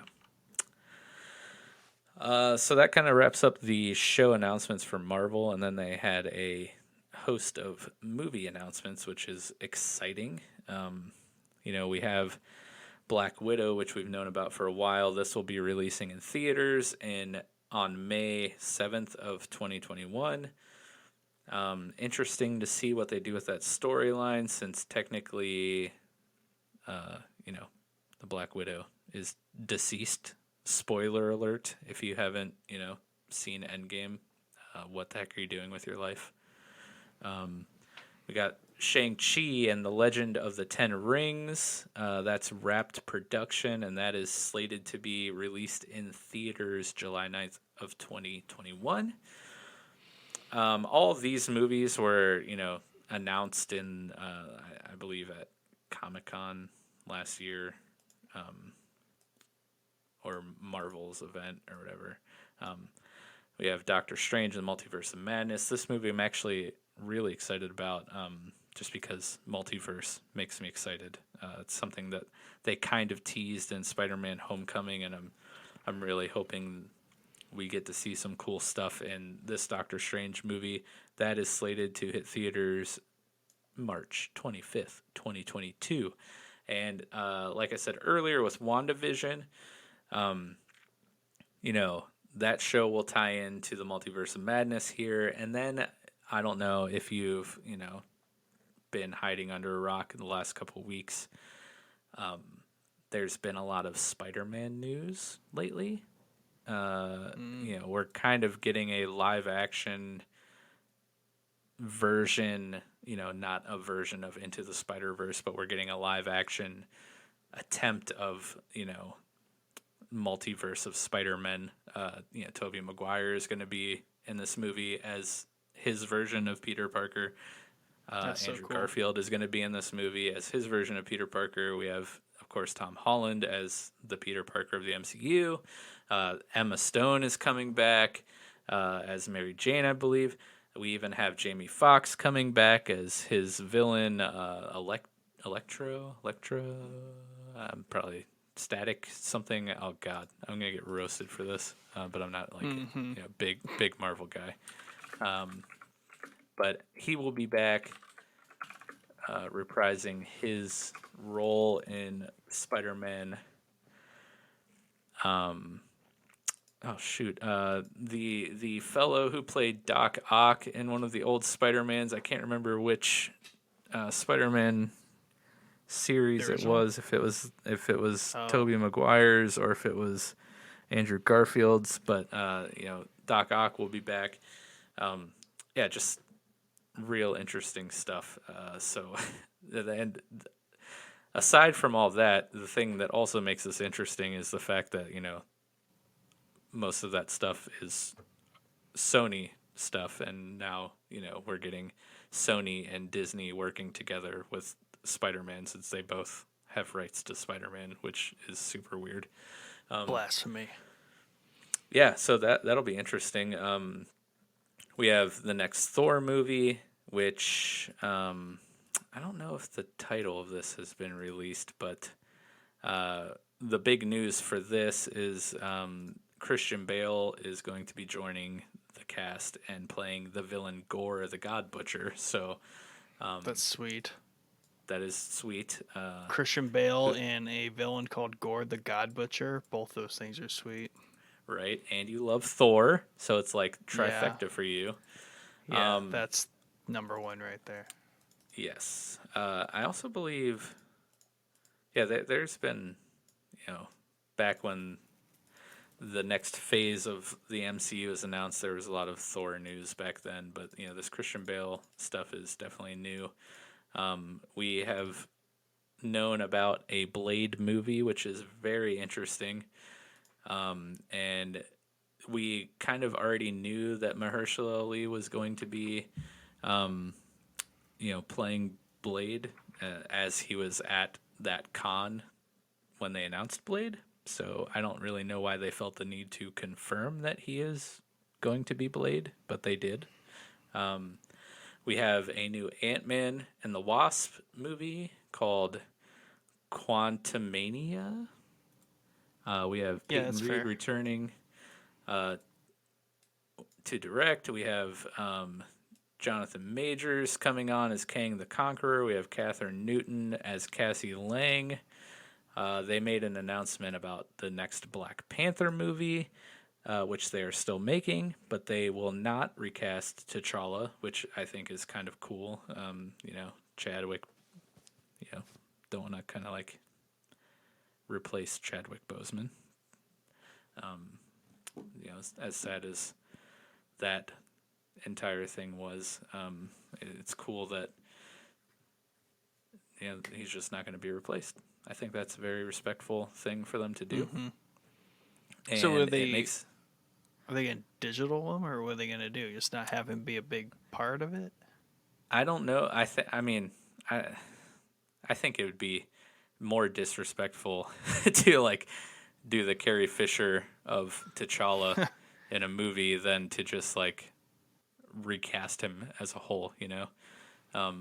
So I don't know. It'll be interesting to see what they do with T'Challa. I kind of hope that they write him out somehow. In a cool, respectable, honorable way.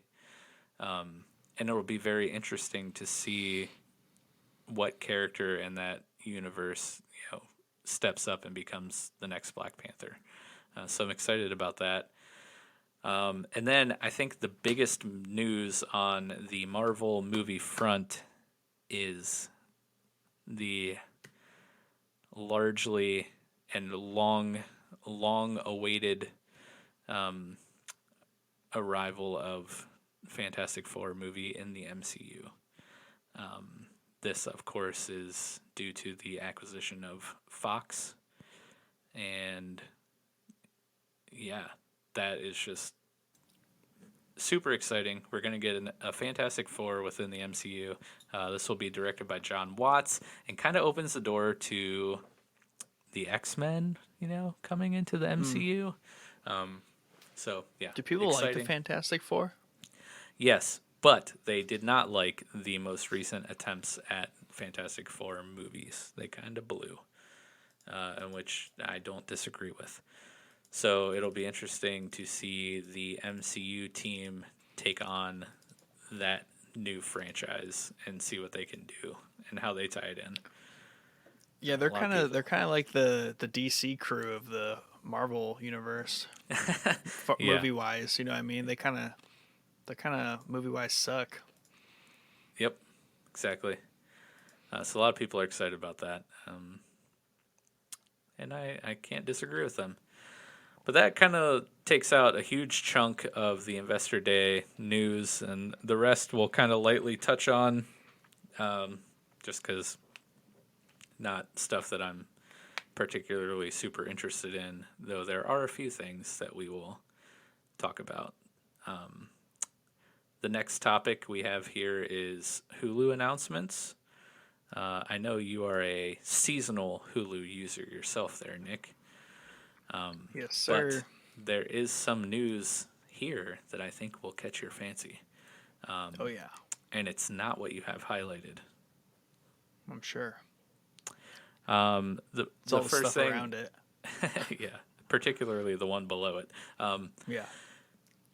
So they announced that we're gonna get more Hulu original stuff, particularly movies, which is cool. It's always nice to have original stuff being created.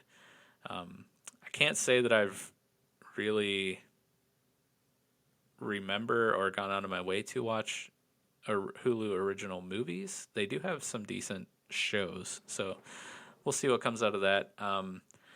We have a oh shoot, I don't know if this is a movie or a show. Only Murders in the Building with Selena Gomez, Martin Short, Steve Martin. With that cast, I'm going to assume that that is a movie.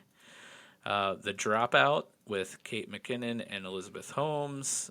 Dope Sick, Michael Keaton, Peter Sarsgaard, and Rosario Dawson. That sounds like a great cast. Anything with Michael Yeah. Keaton, sign me up for. Nine Perfect Strangers, David E. Kelly, Nicole Kidman, Melissa McCarthy, and then the only thing that gets Nick to subscribe to Hulu, The Handmaid's Handmaid's Tale. Tale Bro, renewed how do for you feel about renewed. this? I had been wondering what was going on with this, and I'm very excited to finally know. But returning in 2021 for a fourth season, and bonus renewed for a fifth season. That's exciting. Yes, Cody will be excited too. yes. Shout out Cody. I still need to watch this show. Full disclosure, haven't seen a single episode of it, but I know you Grab the you both wife love and it. watch that show. I will do that. I will forcibly strap her to the couch and make her watch Handmaid's Tale with me. That is Does that not sound? appropriate for that movie or that show. That is not. I was Don't gonna do say, does that that while having sound your. fitting for watching that show? Just gonna be like, why are we watching this? What's happening? Yeah. Oh man. But yeah, so I figured you'd be excited about that. And I need to you know kick my butt in gear and finally watch that show.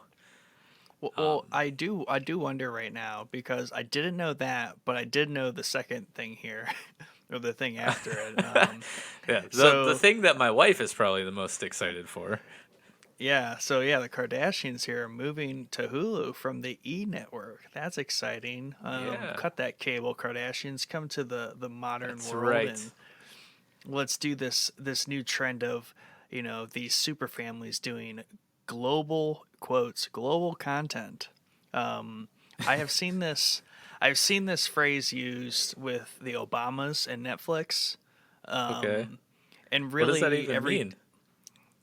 it's somehow it's I see associated with these super names, these celebrities, and basically just meaning that they create content freely, almost like Kanye streams of consciousness, where there's like, we're gonna do this and it's gonna make money. Okay. That's what I picture it as. That's what I picture it. When they say global content, that's what I picture. Them just being like, we're gonna do XYZ and it's gonna make money and we don't care and neither should you. I really think that's what it is. Okay. Well, Good the to Obamas know. did. They like funded, produced, and maybe not directed, but they like produce a wide range of things for Netflix. Whether it's like biopics or different educational shows, things like that. So I think it's just like a nice tag they put on to just a general license to create content under their brand. Makes sense. Not that I care, but it makes sense. You do care. It's the Kardashians. True, I guess in some weird subconscious way. I care so much. Moving on. Yes, thank you. This is a good section. I like what I see. Yes, I'm excited about this. We have some FX Network announcements, which is exciting. Man, they own everything. They do. They literally own everything except for Showboys podcast. So, Walt, if you're out there and you're listening, you're looking for a podcast, we will sell our souls to you for a nominal fee. Just saying. You can email us at showboyspodcast@gmail.com. Just for a Yeah. little less than what Spotify paid for Rogan. That's about where I want to settle. I don't want to go. Half. I don't want to lowball it. Not that much less, but we'll cut you a deal. Just saying. Yeah. Yeah, FX lately has been kind of a sleeper powerhouse for some good show content. Of course, we talked about earlier our love for the show Atlanta, which it was announced that they will be getting a new season, which we've kind of known about, but when is the big question. All right. I still don't know if we know that. Pause. Mini rant here on old Donald here. So there is potentially Donald being Lando. We have a new season of Atlanta. He's supposed to be making an album. He's probably making another like short film with Rihanna in the Bahamas. What A short what film musical?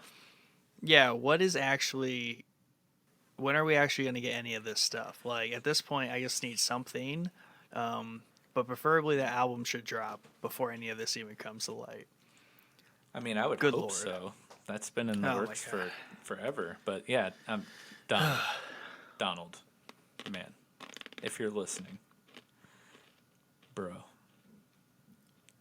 It's hard being a genius, I know, but we need some more Atlanta. Like I need to know. I only have one season of Community left. How am I going to see your face? Even though you're not much in this last season, I hope you come back.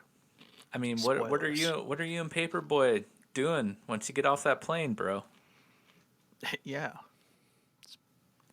Oh well. That can be a whole episode too. We'll just Yes. cover Donald Glover global content. Global content, exactly. Man, but yeah, if you haven't seen Atlanta, I can't recommend that show enough. It's so good.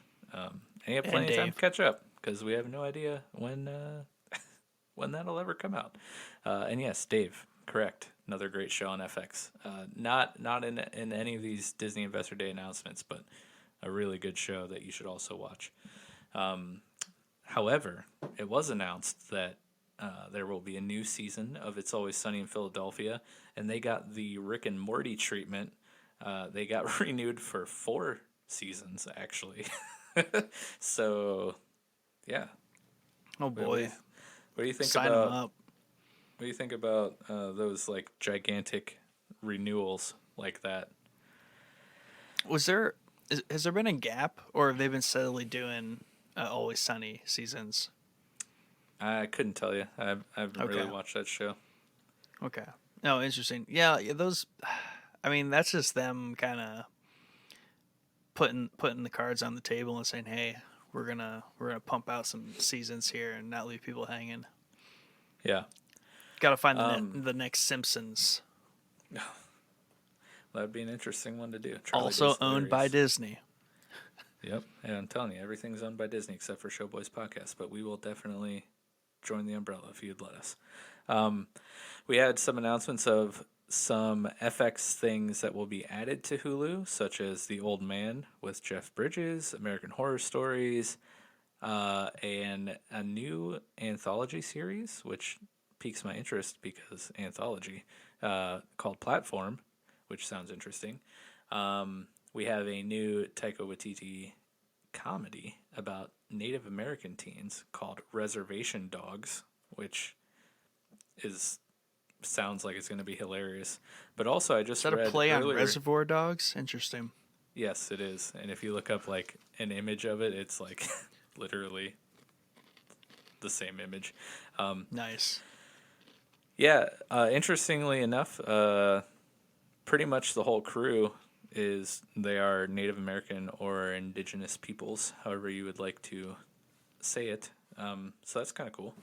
Then we have Why the Last Man possibly joining, and then a show called Shogun, which will have Justin Marks and Rachel Kondo, and is based on James Clavell's novel. But probably, again, saving the biggest announcement for last, one that I am actually super excited for, and one that I would assume would probably pique your interest, is the Alien TV series, which will be done by Noah Hawley, which is the creative genius behind the Fargo series and Legion.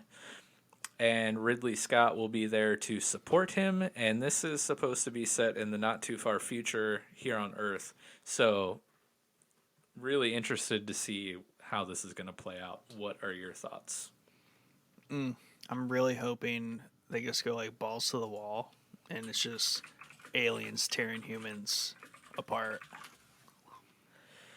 Yeah, the not too far future and being on Earth kind of makes me wonder how they're going to tie the alien aspect into the series. You know? Yeah, they've done some stuff like that. Like Alien vs Predator was present day, so they'll be able to stretch it. They'll be cool though. Yeah, definitely interesting. I've enjoyed, uh, as I've mentioned in past episodes, I love Fargo, and I need to watch that. yeah, each season of Fargo that I've seen has been vastly different and very unique and creative. So I'm excited to see Noah's take on Alien, and how he does this series. A little bit I of don't. Fastbender, maybe. Probably not. That would be dope. You never know, man. You never know. But I don't think they. I didn't really see a date attached, but yeah, hopefully that's somewhat soon. Oh man, I think we're getting close here. We'll just kind of fly through the next stuff. We had some National Geographic announcements, some documentaries. The first one, oh man, I'm totally gonna butcher this. Costu. Costu. Yeah. So I totally It's like butchered that. I apologize. Costu. Like plateau. Oh, maybe it's Costo. Yeah, Costo. Like there you plateau. go. I should have let you do it from the start. Man, look at you. Uh, Genius, the new installment about Martin Luther King Jr. yeah. Secrets of Whales. A Secrets of Bug's Whales. Life. A A real Bug's real Life. Bug's Life. Whoa. Nature documentary. Now, now we're getting into the good stuff. There you go. America the Beautiful. Limitless. Chris Hemsworth doing crazy body things. Whoa. I mean, who doesn't want to That's see that? interesting. I guess nobody, everybody. How do I answer that? You're taking that name. I did not know. Darren Aronofsky. Whoa. Will Smith series. Yes, a journey to unlock the secrets of this planet's most extraordinary and unexplained phenomena. So that sounds crazy. Who knows what that will actually be about? But of all the National Geographic stuff, aside from A Real Bug's Life, that Will Smith series right there sounds pretty interesting.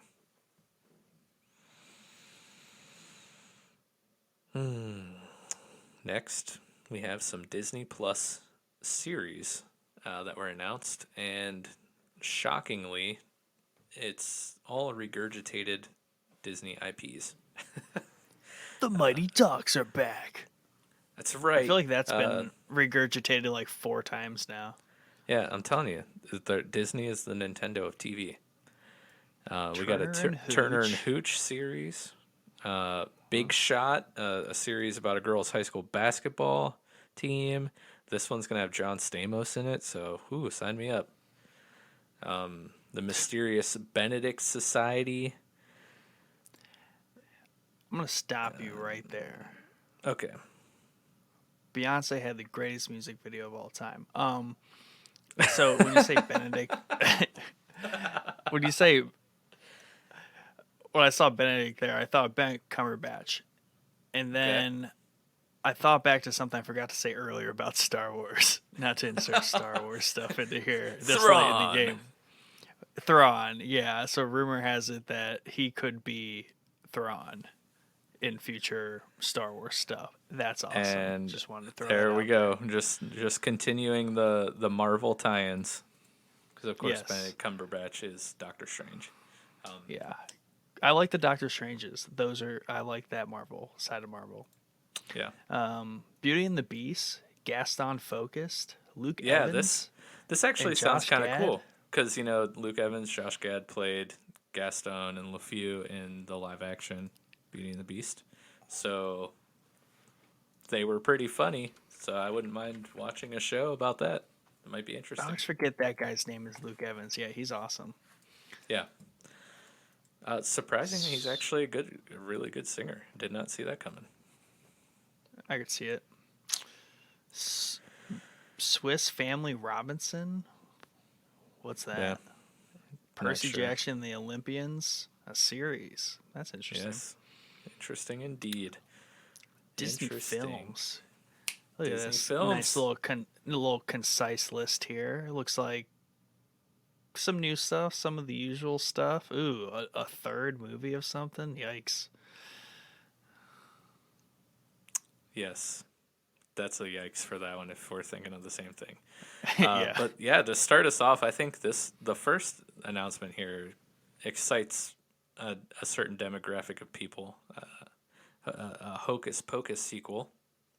That should be interesting. I actually enjoyed the original Hocus Pocus when I was a child. So I don't know. I might check that one out. We have a Zac Efron movie, Three Men and a Baby. And hello, Zac Efron. So sign me up. And then we have 3 new sports movies based on the lives of one Chris Paul, one Giannis Antetokounmpo. Man, I even watch sports. You're brave. I watch the sports balls, and I know who Giannis is, and I can still never say his name. But everyone knows who Giannis is, except for you, because you don't watch sports ball. And then Keenan Lowe. So yeah, there you go. What other movies we got here? Let's see here. Flora and Ulysses, young comic fan and her superpowered squirrel sidekick. That did not read out how I expected it. Updated version of Creeper by the Dozen. Cheaper by the dozen. Sign me up for Creeper by the Dozen, though. that sounds cool. But yeah, Cheaper by the Yes. Dozen. So this An one's updated starring. so that's just a remake then, right? Yes, except Gabriel Union is playing the lead here. So, yeah, gender race swap here, I believe. My wife loved the Cheaper by the Dozen movie, so I'm sure we'll watch this. Did you ever see Cheaper by the Dozen? Yeah, I believe so. Yeah, I think it was kind of a staple of that generation, you know. So could definitely see watching that. Yes, I We have definitely have. Yes, yes, yes, yes. yeah. I have a slew of animated movies. We have a Diary of a Wimpy Kid animated movie, a new Ice Age Adventures of Buck Wild, and an animated Night at the Museum. And here is our long awaited Mr. Robot reference. I hope Rami makes an appearance because he was King Tut, I believe, in the Night of the Museum. Yeah. Too bad it's animated. I know, right? They can just draw his crazy beady eyes. Man, we haven't made a Mr. Robot reference in a long time. I know. It's long overdue. We just need to. I guess we need to We need a companion series. That one. Bro, do not tease me. Okay, keep going. Chippendale Okay. Rescue Rangers. John Mulaney and Andy Samberg. Wait, is that Yeah. a? So this is a film. Yes, I would believe Live so. I action? mean, this is under Disney Films, so I'm going Right. to assume it is.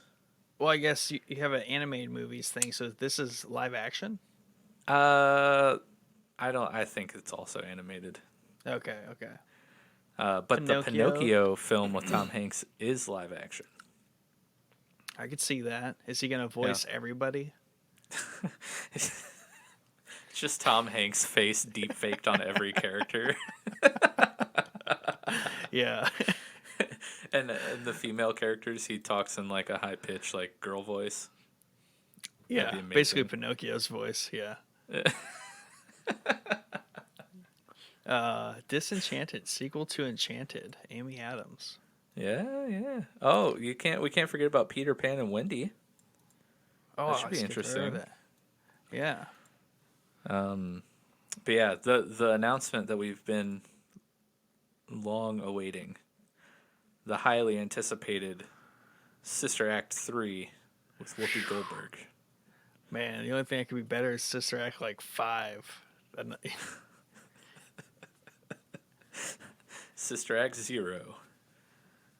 The That'd actual probably movie. be my favorite. Jungle Cruise, July 2021. Lion King live action prequel. Whoa, Yeah. that's I mean, groundbreaking. I hate that we call Lion King live action because it's all CGI. There's nothing live about Lion King. Yeah, it's right. That's a tricky But one. Little Mermaid is actually going to be live action, which could be interesting. Yeah. I always do enjoy the movies they choose to rehash like songs or where they take different direction. Actually, for Mulan is now on Disney Plus for free. It's just in the pool of everything. Watched that the other night. Not a Nice. musical.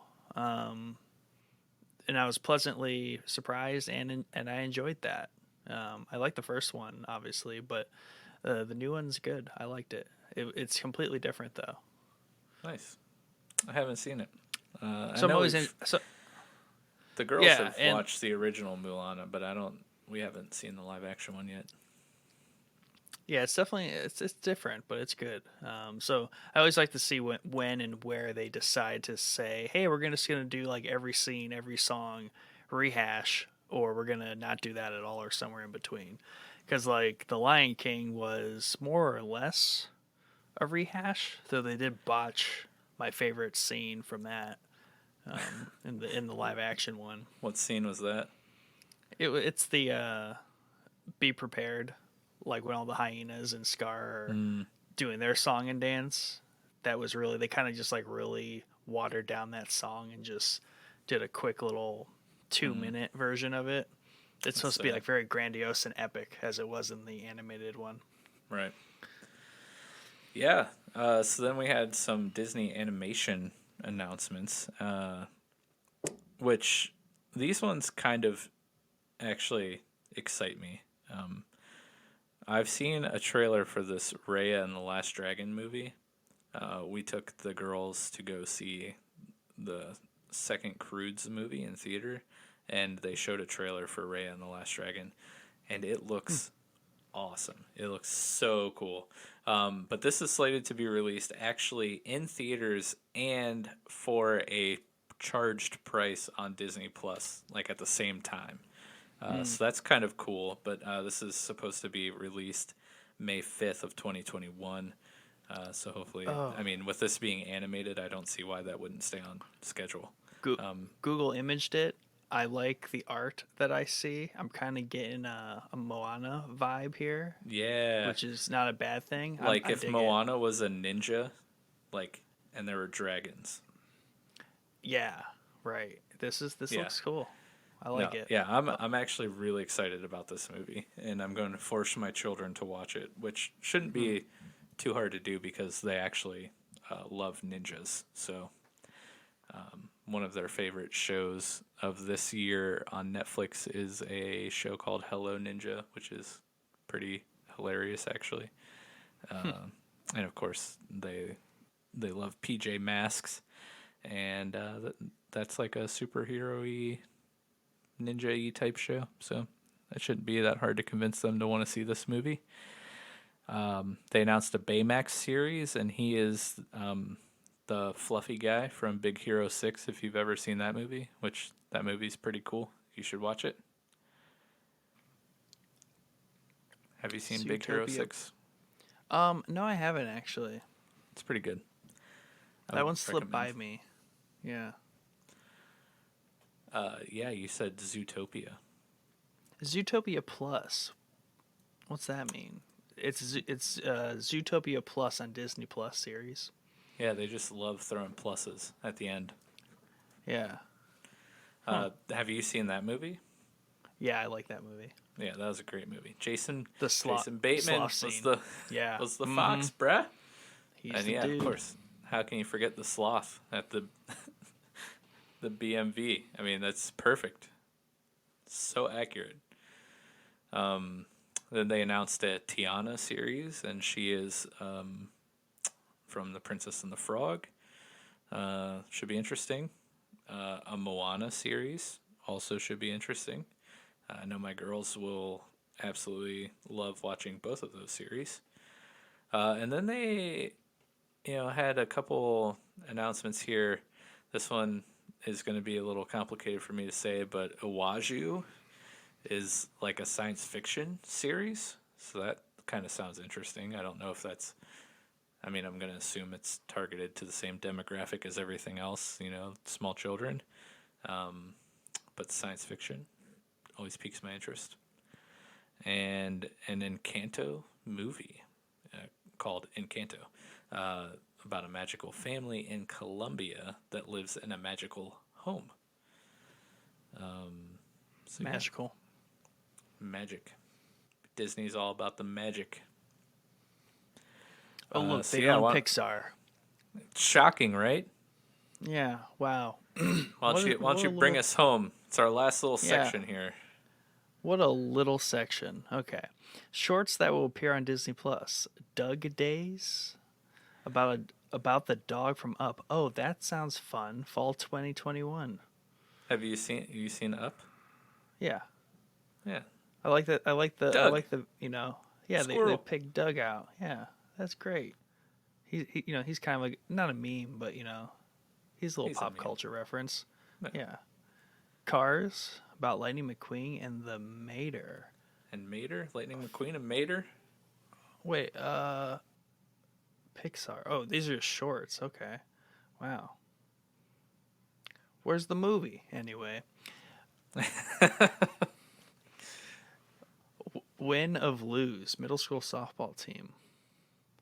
Interesting. Not really. That's just little shorts. Are these like the shorts that they throw in with other movies, or are these I don't like, know do they that that last one there. I believe if I'm remembering correctly, each episode of that short will be from a different character's perspective. So that kind of sounds cool. I probably won't watch it, but I mean, just that premise is interesting at least. But to answer your question, I don't think that. I mean, obviously the first two are taken from movies, but I don't think that Right. last one is. You'll like it. It's about a softball team. Yeah, do like the old sports Soul. ball. Soul. Disney It's coming Plus this out Christmas. very soon. Uh, Wow. Yeah, that's that that movie looks pretty interesting. Yeah, I mean, when's the last time you've seen a bad Pixar movie though? Let's be exactly. honest. They can just throw like random words and call them movies, and it's probably going to be pretty good. Yeah, no, Soul actually does look pretty good. The trailer's been out for this for a long time. So if you haven't seen it, I'd look it up. It looks like a very touching, heartwarming story. But yeah, it's supposed to be coming out soon. Luca theaters in June 2021. Turning Red theaters in March 11th, 2022. Very specific for such a far out date. Right. This this last one here, this is pretty cool. I did not expect this. Buzz Lightyear origin story. That sounds rowdy. Yes. And so Chris Evans is going to be playing Buzz Lightyear in this movie. Wow. And Look at that. from what I saw, this is Chris Evans said that this is about the person Buzz Lightyear that the action figure was based off of. Nice. So take that as you will. Yeah, Chris Evans. Who doesn't love that guy? Everyone loves him. It's kind of sad though, because I mean, Tim Allen. Who doesn't love that guy? Right. But yeah, June 17th, 2022. Pretty interesting about the hyper specific dates for movies that will be releasing 2 years from now. Yeah, the 22 dates have specific days, whereas Luca coming in June here is just like June. Yeah, whatever. Whatever. But yeah, so much stuff announced here at the Disney Investor Day. And, obviously this happened, some time ago. It didn't happen yesterday. But there was just so much that we kind of wanted to wait until, more details kind of came out about some of these things. And we kind of wanted to wait specifically for like the Star Wars stuff to kind of flesh itself out, since that's kind of really all we're concerned about at this point in time. But yeah, man. So is this Investor Day like a thing that they do every year? This is the first time I've heard of it. Was this year? It's definitely they have investor days, and lots of companies, especially like media companies like this, they have them just to hype people up. But Disney, this one is especially just kind of hyped up, just because it's one, Disney, two, they are on an absolute warpath as far as everything they own, and with Disney Plus now being like firmly cemented in people's lives, their viewership and their members that are subscribed to that are just growing and growing and growing. So there's a lot of momentum there. So they are just looking to completely capitalize that, make this more of like a, almost like a BlizzCon, not quite to that extent, but the same idea where there's like, hey, we're just going to throw all this stuff at you, get you hyped, get the details out there, get the rumor mills going, all that kind of stuff, and get people excited, because we are on the precipice, or I think we're on the precipice of kind of like a second surge of streaming wars, where we have everybody. I think the first wave there was, everyone versus Netflix kind of thing, and everyone trying to catch up with Netflix. Now it's like Netflix is in the ring, Disney's in the ring, HBO is trying to, carve out their slice, and poor they're about to Prime go is at just it. like sitting in the corner, like, notice me. Yeah, right. But like that's the Amazon effect. They're just like, hey, we're Amazon, we're here. You can't avoid us. Yeah, Use us or don't use us. We are still ridiculously rich. yeah. We still print money. Yeah, right. But yeah, I guess I had never really heard of the Investor Day because, particularly, most of this stuff, like the big stuff like Star Wars and Marvel news, like all that stuff typically is announced in like San Diego Comic Con. But Comic Con was not a thing this year, obviously, because there's a global pandemic raging across the country.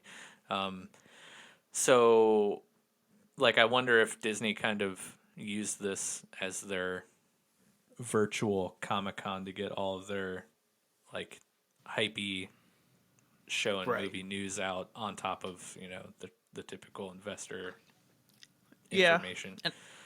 And I guess it is maybe a newer thing. There's a lot of weird dynamics going on, especially when it comes to investing these days. So, you know, Netflix, Disney, Amazon, um, they're publicly traded companies. Streaming is a huge chunk of what they do, and it's the most public facing a lot of times. So if they can get, you know, the investors kind of like hyped up to be like, hey, invest in us because our streaming platform is going to dominate in the coming years, right? Yeah. So it's a big market mover on that front, which where it hasn't really been in the past. Oh, someone announced a Thor movie, so what? But if you announce like your next 3 years are just going to be out of control content wise, where you're not going to have subscribers unsubscribing and you're just going to keep getting more, it's a big investor detail. Yes. So that's like that's where all these really like I guess all the show announcements took me by surprise being included in the Investor Day stuff. Right. Because that stuff is super hype. I mean, the Star Wars stuff makes sense, right? Because the majority of it, the announcements were shows that will be streaming on Disney Plus. Same with the Marvel shows are going to be streaming on Disney Plus. But like a lot of people, the big news for Marvel is like the theatrical releases, right? So that's not like Mm-hmm. exactly a Disney Plus like Right. exclusive until they go to streaming services. Then they're exclusive there. But I really think like these big announcements like this, that's like Disney's replacement of having like their own Comic Con thing because this stuff would get announced there and it would be super hype. Like everyone would be drooling at the mouth of like, oh my gosh, you see all the like new Marvel shows and Star Wars stuff. But like DC similarly and like kind of less known had their own version of an investor day or a Comic Con earlier in the year where they announced like all their DC stuff and they had some big news regarding Warner Brothers and HBO Max and the Snyder Cut and stuff like that. And they also included a bunch of their like comic stuff in their event. I think it was called DC Fandom or something like that. But I think because of the lack of Comic Con, because of COVID, we're seeing people like DC and Disney having their own virtual like streaming cons, which I Right. can get behind because I like getting hyped up about stuff. So keep it coming. I guess I don't know who else would have one because Disney owns everything. So Yeah, that's the other thing is that they're just so wide reaching with everything they own. yeah, They might as well just hit that across the board impact. And even though like the Marvel stuff isn't 100% the Disney plus streaming content, it's still their doubling down of continuing that universe, and it's just going to further fuel the cycle and right, keep subscribers. That's the main thing. right. But yeah, that's Disney Investor Day in a nutshell. 2 hour nutshell or whatever. I mean, to in a little bit of context, I mean, due to Investor Day, Disney stock jumped from 153 to 174, which is a decent Dang, bro. jump there. Yeah, that's pretty nice. So I guess in this episode, we've had, basically two previews of, future Showboys brand podcast series. We had obviously our news show that we talked about at the beginning of the episode. We wouldn't be going this deep into stuff. That's kind of going to be a shorter form podcast. So obviously we wouldn't be taking 2 hours to dissect all this stuff. But it's kind of the vibe that we'll be going for, just bringing you, reporting, the announcements and news and film, shows, gaming, all that kind of stuff. And then, just right there, a few seconds before, we got a preview of the Stonk Boys. Mm-hmm. Where Nick's going to bring you all the latest in soon. stocks and finances. Diversifying, we are. Diversify your bonds. Yes, and podcast. But yeah, man. So I think that pretty much wraps it up. You got anything else you want to get out there about Star Wars or Investor Day? Or anything? Nah, it's gonna be a in big particular? year. It's gonna be huge year. It's gonna be great. Huge, biggest. It's gonna be the Just- best year. I'll just add at the end. Listen or read the Star Wars book Darth Plagueis. It's no longer canon, but it's not canon. Just go listen to it. You won't regret it. It's no longer canon, but it's not canon. Cool. Oh man, but okay. I have one last thing before we end. You said it's going to be a good year, and I think you're correct. It is going to be a great year. It's going to be hard to be worse than 2020. But on the Showboys front, in January, we kind of have some fun and exciting things coming out here. We're gonna have a fun episode with our friend Chad. We're gonna be talking about some of our gaming goals for 2021. We're gonna be joined by a friend of mine, the host of the Scene Snobs podcast and like the Nick Fury of the Scene Snobs channel. Mick Manhattan himself will be coming on the show, and we'll kind of get to chat with him about his channel and some other fun things. And yeah, we plan on having some other podcasting friends, join us throughout, the first couple months of the year. And we're really excited for you guys to get to hear about, their shows. And yeah, I don't know. I'm excited. Yeah, thanks for listening. If you don't already, check us out on Instagram, Facebook, and Twitter at Showboys Podcast. You can find the links to our social media pages and all of the podcasting platforms that our episodes are available to stream on our Linktree page, which is linktr.ee/Showboys Podcast. Thank you again for listening, and until next time, have a good one.